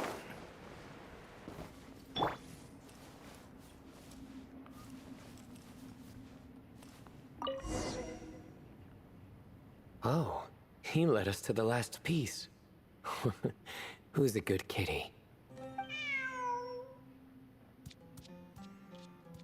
I never thought I'd hear you say something like that. You've clearly never heard how the professor talks to his tomatoes, then.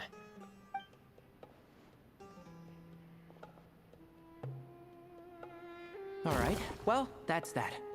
Now, we need to figure out how to get rid of all this dust. Behold, the great Vayu Viastra. Be honest. You've been waiting to say that for how long now? Just activate the mechanism.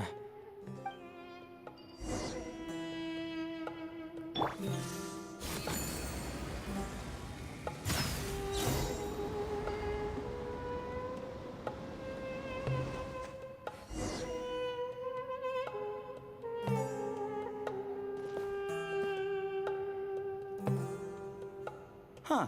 It worked. It's a picture of... 3 Hermanubises? That can't be right. The ears aren't vertical. Oh, true. And the looks fall short. My hat is much better looking.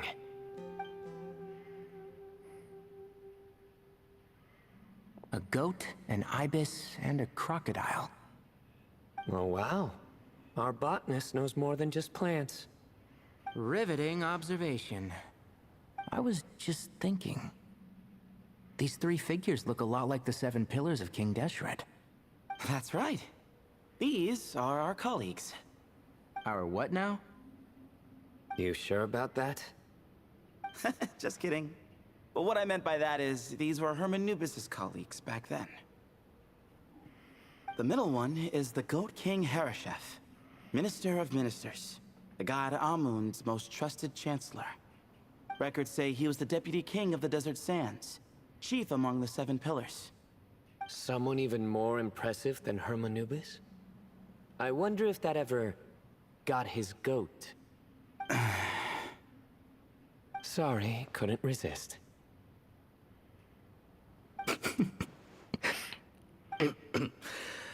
Okay, that was a good one. Wait, really? I've got so much more where that came from. Where were we? This is Sopik, the Crocodile King, captain of captains. As the name suggests, he was a valiant commander and had dominion over all weapons of war.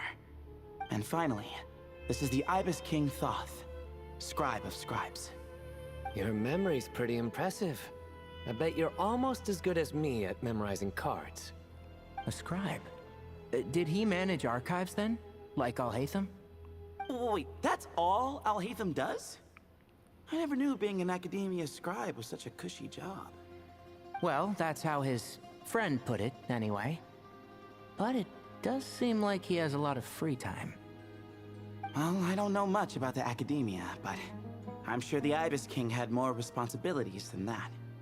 The temple's records say he represented the wisest aspects of King Deshret, inventing the desert script and arcane arts at his king's command. He must have been quite the impressive man then. Or creature, depending on how you look at it.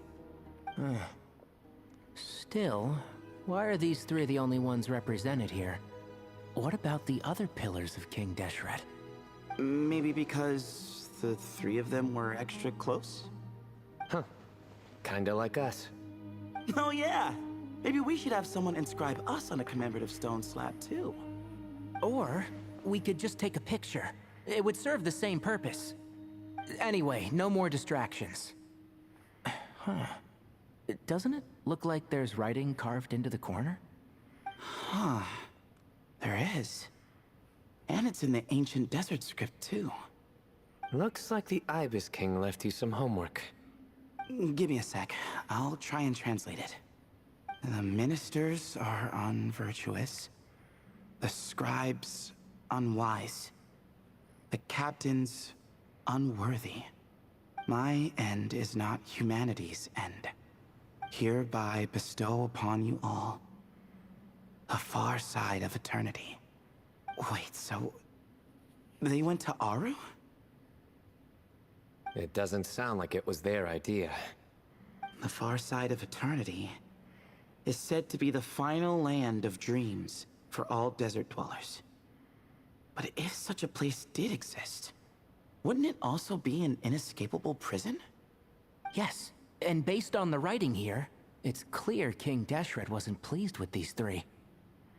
This gift he bestowed upon them seems more like a punishment. Such is the power of a king, I suppose. Which means the goat's the one who got in the end. Huh. Yep, not as good the second time. What? Impossible. Well, looks like that's all we can learn here. Should we keep going? Yes, no time to waste.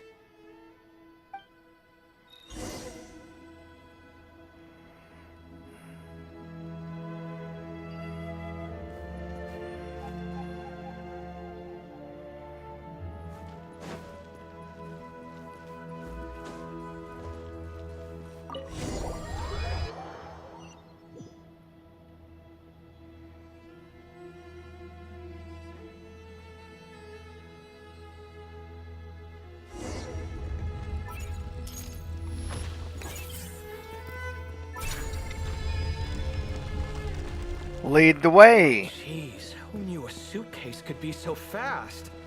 Marak is nothing like this when it comes to housework. Hey, wait up! The scout's job is to take the lead. Just let Marak figure it out. Easy for you to say. I'll be the one doing the repairs if something happens. Why don't you go scout ahead then? When I think of a comeback, I'll let you know. Oh, Marak stopped. What is it? Found something? Looks like something covered in sand. Let's get it out then. Come on. Oh, it's a stone slab.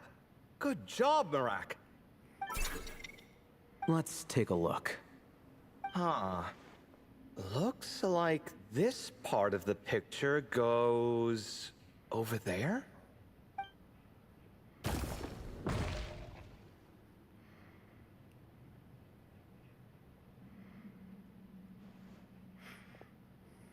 In that case, there must be other pieces. All right, and let's look around. Hey! Why are you sitting down? I thought Marak was helping. Oh, so you do know what that word means. Great. Are we supposed to just sit back while Marak does all the work? No, I doubt you could do that. Exactly. But I can.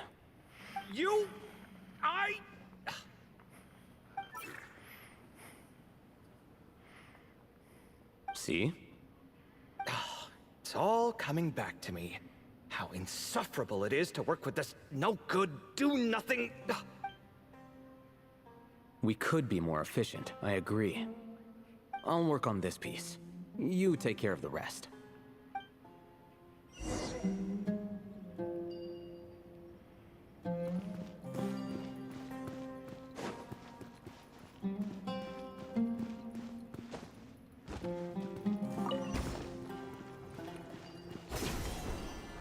Found one!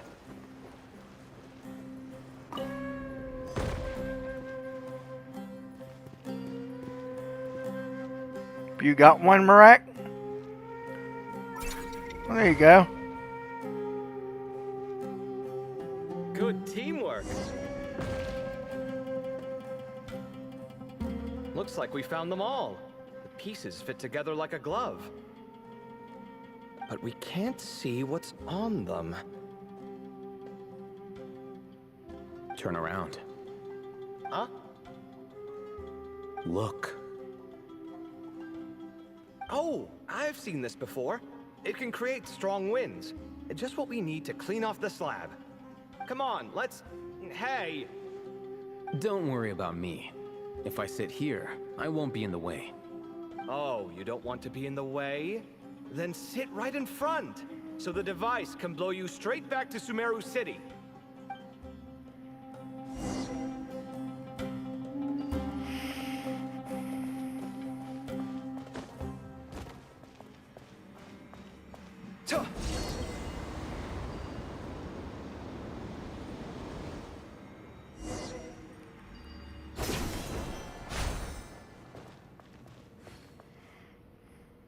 Done. Huh. That's one big cat. And there's a shattered crown. I think it's depicting some kind of story. Look, there's writing too. The Ibis King answered the young noble, granting him the wisdom he sought. But the fragile crown was shattered by lies in the end. Here I leave the name, Gudars. Gudars? I've seen that name in a history book before. He was a young noble who sought to save his realm, and a king who once united the desert. That's right. Although his methods were rather shameful. During his long reign, he betrayed his family and the nobles who supported him, only realizing the error of his ways after his enemies left him nowhere to turn. But by then, it was too late. Seems like a common occurrence across history. Different people, same mistakes. It's an inevitable pattern, destined to repeat itself. The writing mentions the Ibis King, but a cat is depicted here. Does that mean... So far, what's depicted on the slab seems true to history. In which case, this cat is either a proxy for the Ibis King or a manifestation of said king himself. Exaggeration is a common method ancient records use to highlight a being of higher status. And as we know, Layla and Jur both heard the sound of a cat while escaping the ruin. You're saying the Ibis King, one of the legendary 7 pillars of King Deshret, is here, still helping those in need? I'm saying we can't rule it out. Wait, there it is! The cat!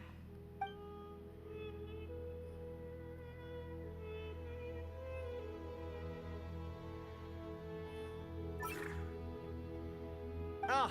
Marak went after him! The cat's showing us the way forward. Come, let's follow. Okay.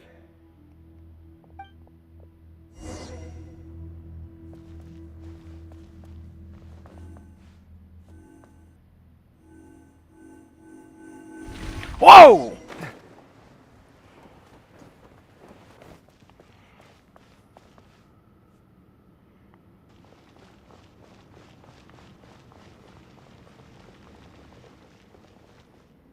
Huh. The cat's gone. Yes, but look where he led us. Oh. Another slab.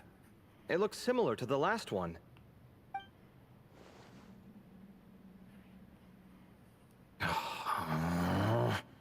Oh, by all means, take your sweet time.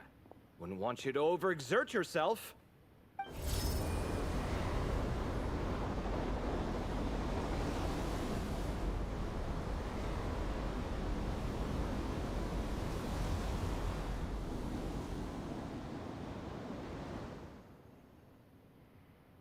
Huh. The scene depicted here seems to be a different tale. The Ibis King answered the gin-blooded dancing girl, granting her the wisdom she sought. But enemies plotted to kill her close kin. Snake venom was her self-chosen end. Here I leave the name. Makaira. The Temptress of Woe? You've heard of her? Of course. I don't just sit around doodling all day. She's mentioned in tons of papers about the desert. As I recall, she was given as a gift to the Tyrant King of Gurabad, and later seized the opportunity to kill him. After getting her vengeance, she reigned as queen for many years, until her enemies attempted a coup, and she took her own life. That's more or less the version I've read as well. It seems this queen also had dealings with the Ibis King.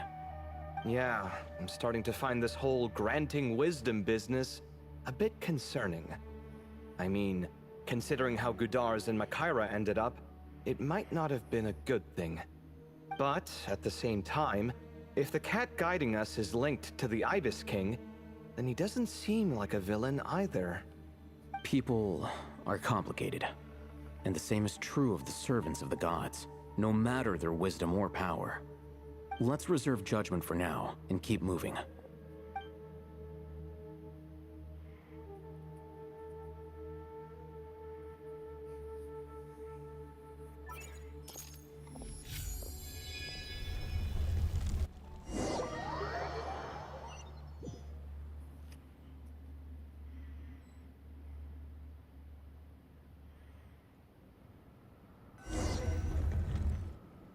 Oh, Paimon meant to ask earlier. Have your memories come back, Layla? No, sorry. To be honest, nothing about this experience feels familiar. Besides, my focus is the stars, so I don't spend a lot of time exploring ancient ruins. Guess that makes us the senior researchers in this scenario. Stick close, alright, Layla? Okay.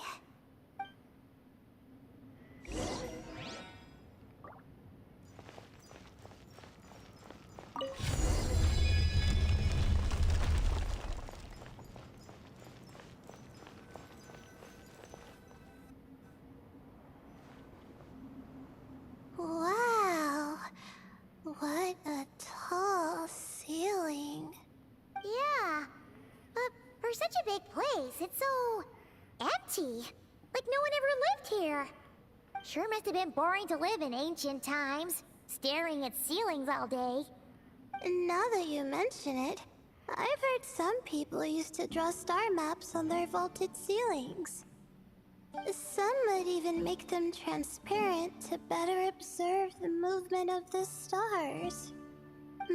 It sounds so nice. Stargazing from the comfort of your own home. Wait a second.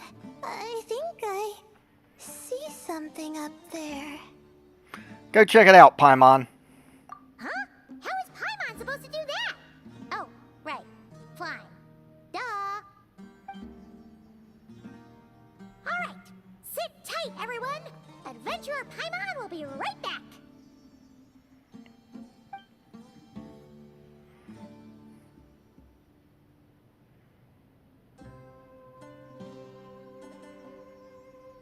Okay. So, there's nothing super special up there. Just a couple of shelves, tables, jars, and scrolls. And a whole bunch of dust, dirt, and sand. You really want to search through all that stuff? Of course, Paimon. You always know. The more dirt there is, the better the treasure. Well, when you put it that way... Come on then, let's see what we've got. Paimon's hoping for something super valuable. Layla, it is a little far up. So I want you to be careful, okay? Thanks. I'll stick close.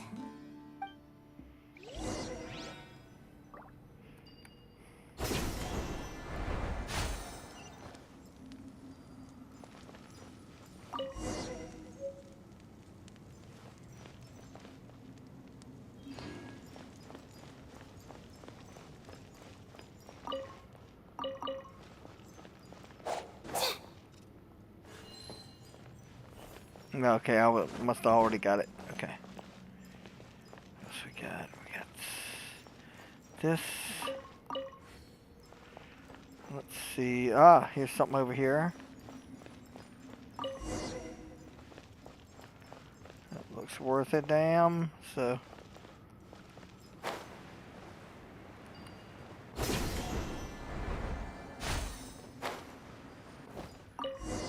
Something else. Over here, no. Let's see. This. I think that's everything. Most of the documents are in the ancient desert script, except these ones. These seem old as well, but the handwriting makes them stand out. And there are dates on them. Right! Let's arrange them in chronological order before we read through.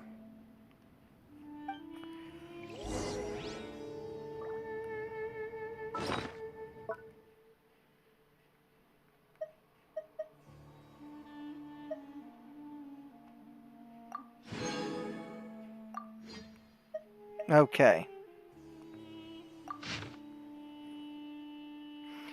If y'all guys want to read it, y'all can pause right now. I'm done. Okay, now let's take a look.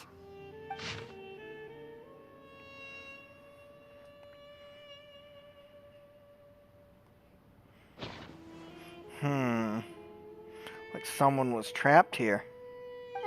Maybe this person fell in by accident, like Mr. Jur and me.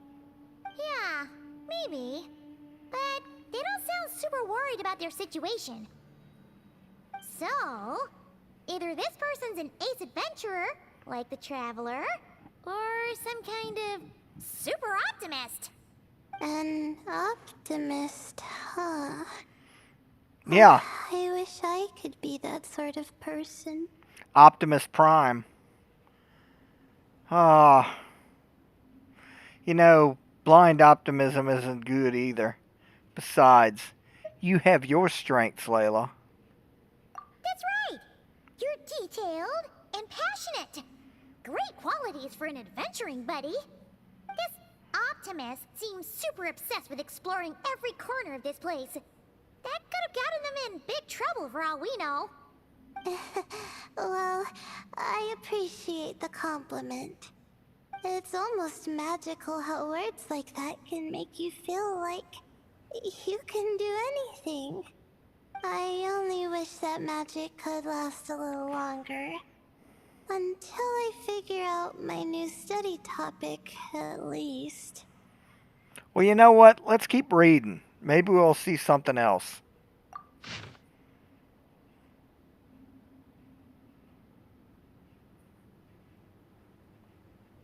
Oh, looks like you were spot on, Paimon. See? Told ya! That's what happens when you don't think things through. And all this talk about seniors and juniors, he was a student just like you, Layla. Whew, he sure talks a big talk for a student, though. You'd think he was some kind of old scholar instead. Huh. What is it? Did Paimon say something wrong? No, not at all. I was just thinking, and this might sound rude, but the way this person speaks is just so... Cold? You noticed too. I mean, it's good that he helped treat his companion's wound, but it didn't seem like it was out of kindness. More like he was looking out for his own self-interest, or thought he could get something out of it. I don't know. Maybe I'm reading too much into it. No, you're right. He didn't even mention this companion on the previous page. Besides, I don't trust no guy who's just an optimist, going around transforming into friggin' big rig trucks. Just can't trust that kind of thing. Yeah. If you're both in this dangerous situation together, wouldn't you mention them at least once?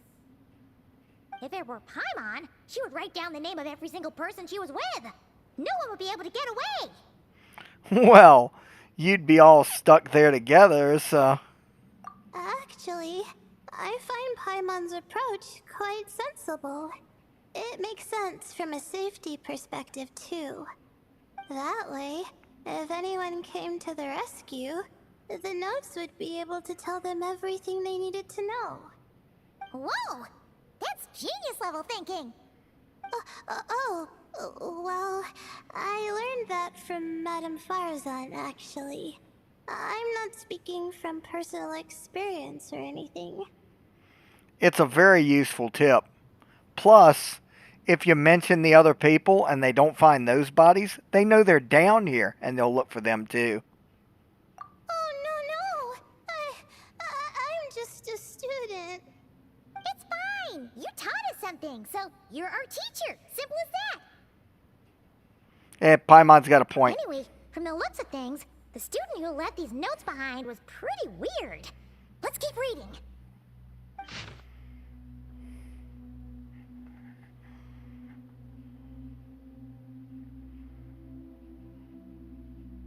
Huh. Whoa, hang on. That's a lot of information. Paimon needs a moment to take this in. The Ibis King. So, did this person actually meet the Ibis King here? Never talked about the Ibis King before. Sorry. Who? Oh, you've never heard of the Ibis King? Strange. Jeez, not again. Stop teasing her, Traveler. You know she was asking about Nefer. Anyway, Nefer's, a friend of ours. And she's mentioned the Ibis King before, but not in much detail. Huh? Paimon handled that pretty well. Actually, she managed not to spill any of Nefer's secrets. Guess the boss of the curatorium has earned her respect and then some. Oh, I see. Well, that's not too surprising. Most people in Sumeru know about King Deshret, and most in the academia have at least some knowledge on the 7 pillars. Legend has it, King Deshret ruled the desert at the head of several wise retainers, guiding their people to pursue the limits of wisdom. He also left behind treasures for future generations, which continue to be relevant in nearly every research discipline. Now, this message indicates this student and his senior were rescued by the Ibis King. But to think it's possible to meet him in a place like this... We don't know when these notes were written, but didn't the 7 pillars disappear a long time ago? There's something else that's odd. The Ibis King's form. Yeah, the notes made it sound like his powers were restricted. Also, the mention of this form? What is that supposed to mean? I'm not sure. Let's keep reading.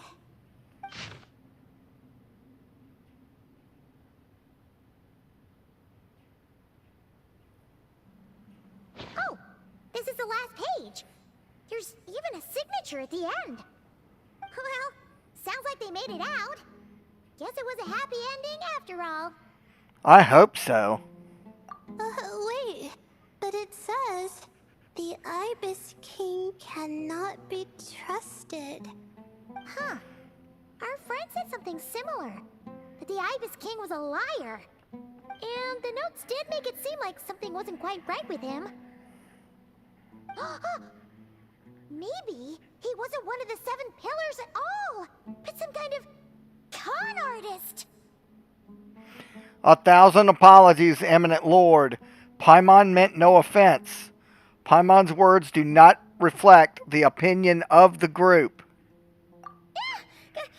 Great, Ibis King. If you heard that, Paimon didn't mean it. Please forgive her. Don't trap us here. I think Paimon raises a good point. Let's keep our guard up just in case. Alright, I think that's all the clues around here. How about we... Oh, it's Marak. That means Kaveh and the others should be around here, right? Hello? Anyone up there? Can you hear us? Yeah, we can. You know, sound travels just fine in an empty chamber like this. You don't have to shout. Of course, if you're shouting to express your excitement at being reunited, by all means, pretend I never said anything. Yelling like this is kind of exhausting. Come on, let's head back down.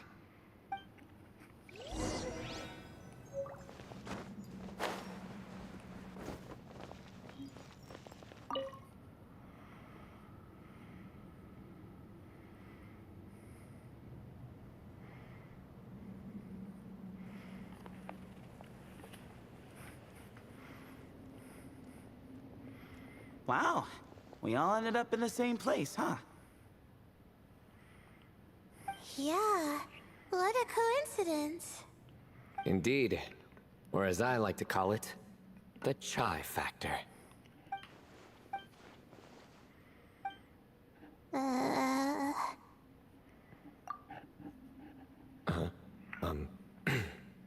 No reply? Just say it. All right. Because it's spice to sweet brew again. Oh, hey, that's a new version. Wait, what? You've never heard that one? What are you looking for? A place to sit and read my book. Oh, great. What else is new? Well, looks like everyone made it through unscathed. Let's take this chance to get some water, rest a bit, and discuss what we learned. Sound good? Yeah, let's debrief.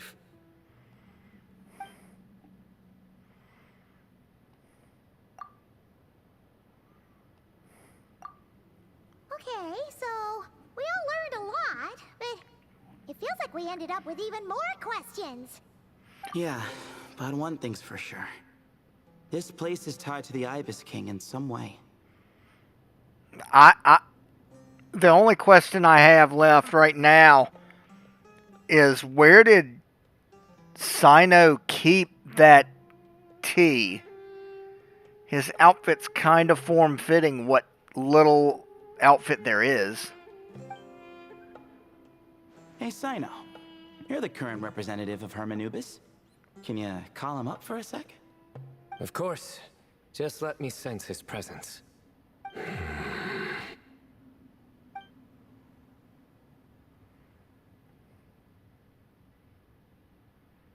Just kidding. I can't sense him at all. Jeez, Sethos. Did you set him up for that one? What are you, a two-man act? Well, I guess it's a good one. Sorry, Hermanubis isn't like the Ibis King. He can possess me, but I can't talk to him whenever I want. Oh, truly? Does that mean he's gone? I would have liked to reminisce about old times with him. The cat! It speaks! Ugh, of course it speaks. In fact, it is not an it at all. You do me a great offense. My apologies.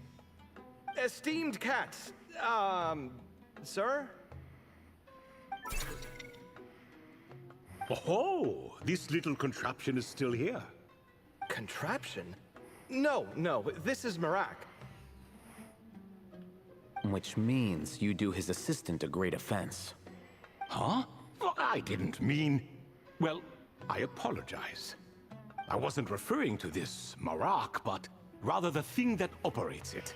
King Deshret was quite partial to it. I have forgotten what it was called. It must have had an official name, albeit in the old tongue. Even if I did remember, I would need to translate it into modern language. Ah, it's not important. Marak's a fine name. Even better than the original, if you ask me. Who thought of it? And the remodeling, quite well done indeed. This Marak looks much happier in its current form. Oh, and the components should have model numbers written on them. You can look them up if you're curious. This cat talks a lot. Quite the one-sided conversation. Is this what the Ibis King was like?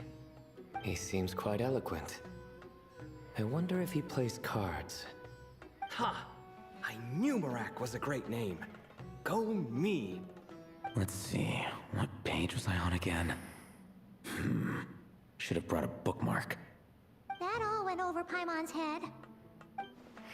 So, when the notes mentioned something being off with the Ibis King, it was because he's in the form of a cat? Greetings, Thoth! Hello indeed. For you to know my name. Yes, I was not mistaken. You are special among your companions. But you are all guests. It is only proper to invite you in. Come then, this way.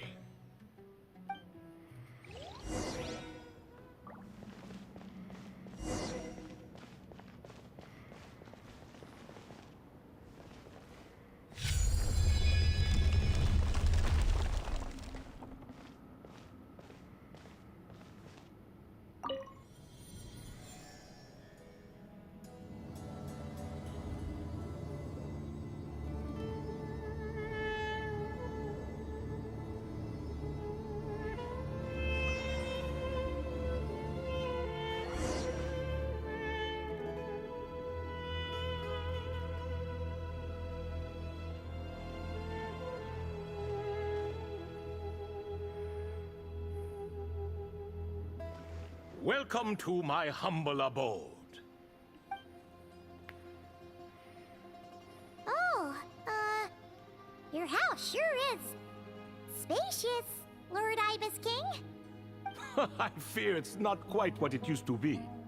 In fact, it has long ceased to be my home at all. It belongs to the descendants of the cats I once raised. Such adorable creatures, aren't they? Take the one I'm borrowing here, for instance. A chubby fellow with such lovely fur.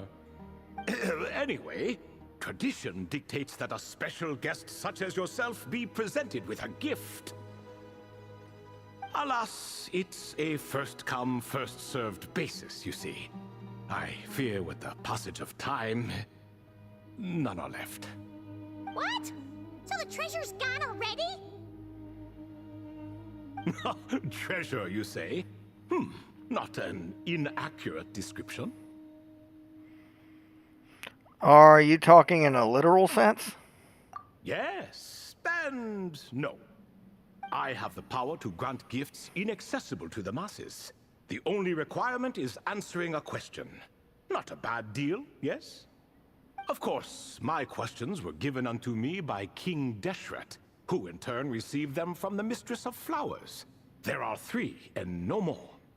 What causes our rise and fall? What obliterates love and hate? What determines truth and falsehood? The more he talks, the less Paimon understands. I see. That must mean Gudars and Makaira managed to answer 2 of the 3.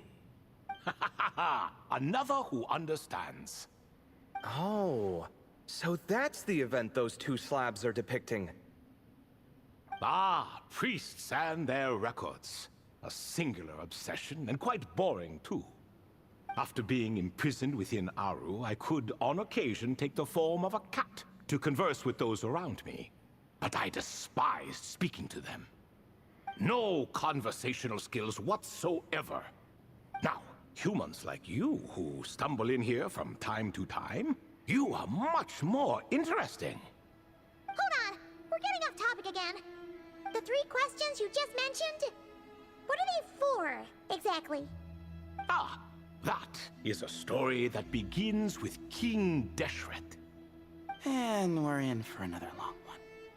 Nostalgia for the past is common to us all, is it not? And our king, he was such a proud, solemn man in those days. He watched us speak of the present and the future, of the wisdom we possessed, or were about to obtain. We were his proud retainers, confident in our belief that, so long as each one of us used our abilities to the fullest, progress was inevitable. Yet, King Deshret's ambition was not destined to be allowed in a closed-off world such as this. So nothing went as planned. In fact, from the beginning, there were signs an outcome of this nature was inevitable. Because although there were 7 pillars, one was forever absent.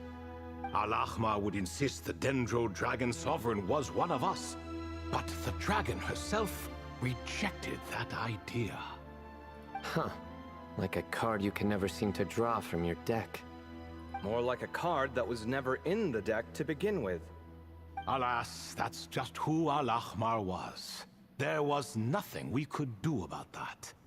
And I always preferred chess to cards. In the end, life grew unbearable for our king. But, of course, those who remain must continue to live on. But subjects like us were less fortunate.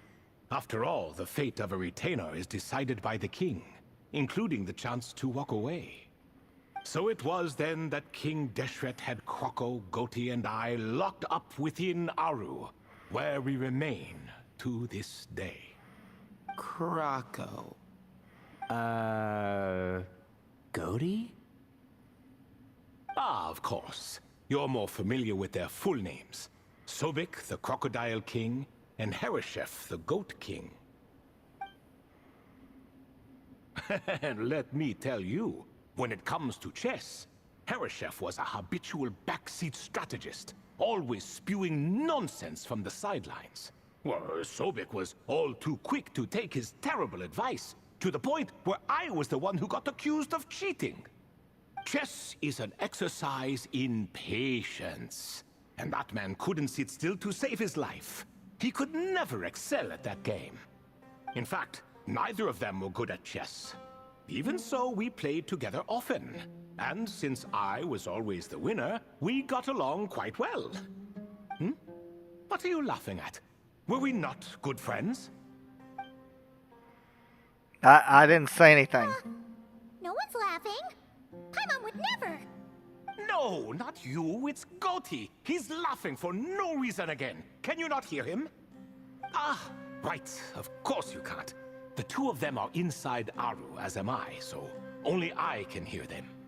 What is even going on here? Has he, like, started to lose it after being trapped for so long?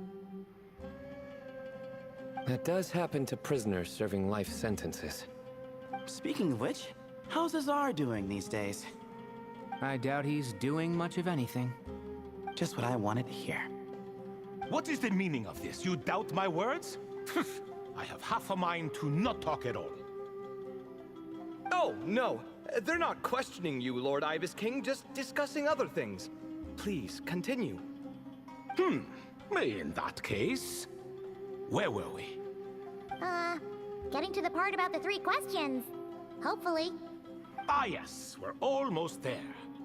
Before I entered Aaru, King Deshret said I could be released from my eternal seal if I chose humans who could provide the correct answers to those 3 questions. The first person who caught my eye was Gudar's. I asked him, "What causes our rise and fall?" He answered, "Conspiracy and betrayal, for it renders the righteous and wise unable to succeed, and thus nations fall." I found his answer quite interesting, so I bestowed upon him the power to deceive. The second human I chose was Makaira. I asked her, "What obliterates love and hate?" She said unto me, "I have nothing left to lose. Vengeance alone can quench both love and hate." I found this to be another fascinating response, so I granted her the power to be loved. But both of them ended up... Now then, young one, riddle me this. Did their answers point to this fate, or was it the power I bestowed upon them that determined their end? I'm just an observer who doesn't understand their circumstances, so I can't answer. A clever reply. I do not wish to comment either. It is all in the past at this point. My only wish was for their answers to be acknowledged by King Deshret's rules, and bring me one step closer to freedom. As for the final person, her fate remains to be seen, so I will not reveal her name. Must have been never. I asked her, "What determines truth and falsehood?"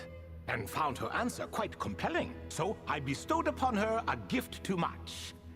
As you can see, however, I have not been freed, so it's clear the answer she gave at that time was wrong. But alas, 3 people were chosen and 3 questions were asked. So now all I can do is wait. Wait until her wisdom is in line with the rules set forth by my king. Until she has found the true answer to that question. No wonder there was no 3rd stone slab then. Or perhaps you're just not ready to include her in the story. Though that might be a generous interpretation. Well, it's not merely because her story remains unfinished. As the remaining priests of this place left, or passed on, there were none left to record the events that followed. Besides, stone slabs are few and far between in the Great Red Sands. In the sprawling desert, very few things or people even manage to leave a trace. But sometimes I can't help but wonder, if that young man from several centuries ago had been willing to answer my question, would I have left Aaru by now? Wait, so there was someone else? Of course, it has been thousands of years after all. All sorts of people have stumbled upon this place, but I only chose the special ones. That young man had such a singular intelligence, though his companion, by contrast, was rather average. Wait. Could that have been... The author of those notes we found? The student named Zondik? Ah, yes, I think that was his name. In truth, I was unsure whether I should grant him my 3rd remaining gift. He was, of course, exceedingly clever, but he was also mistrustful and narcissistic in equal measure, and there did not seem to be a line he was unwilling to cross. Too much power could be dangerous in the hands of someone like him, so I found myself rather relieved when he declined my gift. Oh, he turned you down? Did he give a reason? Yes. He said he didn't need it. I still remember the look in his eyes. Nothing stood out per se, and still I could sense contempt and disdain radiating from his gaze. I could not give an exact reason, but on instinct I just knew it would not end well to get close to a man like that. So, I tricked him. "Stick close to your companion," I said. "Only the descendants of Tuletula can come and go as they please. Leave him behind, and there is no escape for you. So, does that mean his companion wasn't a descendant of Tula? Oh no, that part was true. The lie was in the other half. Anyone can enter or exit this place. There are no restrictions. I saw that his companion was exhausted and was concerned Zandik might leave him behind, or worse, that some other accident might befall him. So I made up an excuse to prevent Zandik from going a step too far. Oh, and speaking of, Sandik's companion had the same blue hair and pointed ears as you. Wait, does that mean Layla's also a descendant of Tula? Indeed. When Hermanubis founded that city, he took in many who had nowhere else to go. Today, their progeny are scattered to the four winds, and indeed are far more numerous than I could have imagined. So the person you protected could have been my ancestor. Yes, yes. You're very welcome for that. Could I ask another question, Lord Ibis King? Of course. I have nothing but time, I'm afraid. Did you also save me and a man named Jur?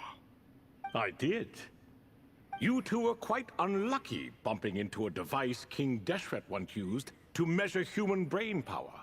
That contact caused more knowledge than you could handle to flood into your minds. So I replaced that knowledge with simpler, repetitive information. Of course, the side effect being the same thought repeating over and over again in your mind, but that should resolve itself in time. How many moons are there in the sky? Yes, that was the phrase I used in your head. I forgot the other one, though. I believe it had something to do with food. Both were spur-of-the-moment decisions, so no need to dwell on the meaning too much. Oh, I see. Thank you, Lord Ibis King.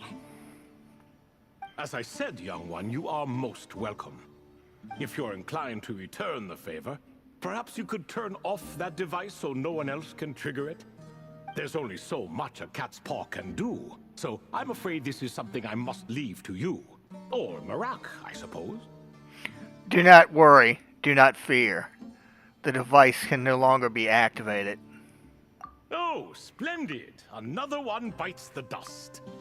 Such is the fate of things here. Day by day, little by little, the remnants of ages past fade into obscurity. For that reason, the gifts of bygone eras, be they tied to your blood or technological in nature, are not to be revered. They are tools, nothing more. Disrespectful? I simply make the most of what I have. Besides, our king has been gone all these years. What good does it do to revere him now? Oh, are you talking to the Goat King again? No, Croco this time. He's pestering me for another game of chess. Says he wants to even the score. Wishful thinking, if you ask me. If we counted one push-up for every loss, he'd owe me 300,000 by now. Of course, that's just a rough estimate. I've never kept count. It appears that's something you like. Being someone unable to be defeated. I suppose so. All right then. Time for me to extend my winning streak, and for you all to head home. The best of luck to you, Thoth. In truth, deep down, I know even the answers to those 3 questions will not change my fate. But that is for me to reckon with. Go on now.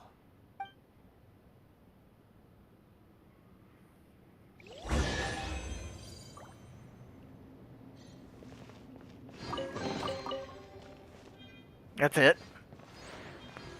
Huh.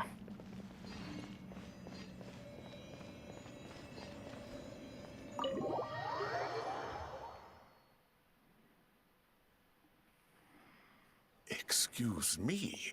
Do you even know what time it is? I've harvested 3 crops of tomatoes while you've been gone. You're exaggerating, Professor. I'm making a point. There's a difference. The sincerest apologies for keeping you waiting, Professor Cyrus. Our mistake. Please, accept our humble apologies. See, that's what I call manners. Now, are any of you hurt? Nope. It went way smoother than we expected, actually. I presume the investigation is complete then. Come, tell me all about it. Oh my, did you luck out? If you've read the work from the Vahumana Darshan, you would know that the Ibis King has, well, let's call it a mixed record. Perhaps he softened up a bit in his old age, and that's why he chose to help you. Or perhaps he just didn't have a good enough reason not to help us. See? Marak agrees. How do you even know that's what Marak meant? That could have just been a happy noise. In any case, there's a lot to be happy about. We figured out what happened to Layla and Jur, and there were some unexpected takeaways too. Yeah, I never expected to learn about my ancestry. I've always thought of myself as just an ordinary student. I never would have even considered something like that could be true. Come to think of it, our ancestors might even have been friends at some point. Huh? You're right. Maybe I should take a trip back home to see if I can find any records about that. Oh, I was just throwing that out there. I wouldn't want you to go to the trouble. It's fine. My advisor gave me a break, and I still have a few days left, so... Oh, wait. My study topic. I haven't made any progress at all. No. I need to focus on that instead. Hey. One thing at a time, Layla. Right. Couldn't you help her, Professor? Huh? No, I could never. Me, you say? I'm from the Spatamar Darshan, and I don't think that Nephis or Zahahadi researched the stars. All I have to offer are my homegrown tomatoes. Although I suppose it's not impossible. I can ask a few old friends to recommend some interesting topics. You really don't have to. It sounds like a lot of work. Hardly. A few passing questions while we water the plants? It's no trouble at all. Thank you so much. Of course. Now it's getting late, and you all must be tired. Let's wrap things up here. Some say desert nights are the sun taking mercy on us after the heat of the day. So, let's leave while she still feels merciful.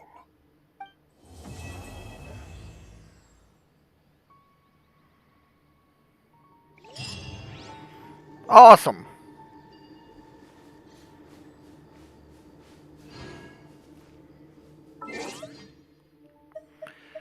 Well, let's take a look at all our little payments for this.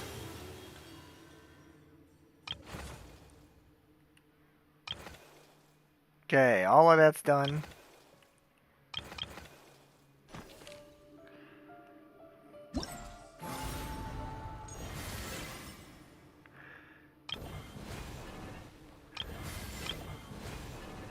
Oh, wait, here we go.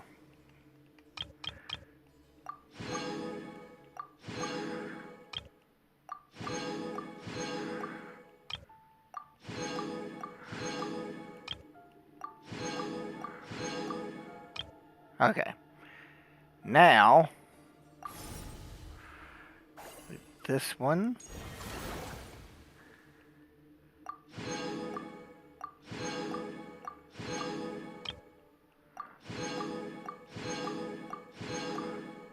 Right. Let's cut that. Did I get anything off of that? I doubt it. Yeah, see. I don't know. That one's just not that combat trial's just not for me, you know.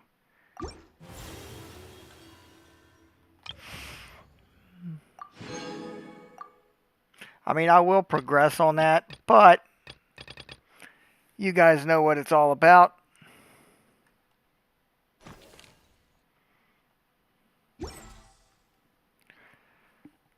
And we've been going quite a while now.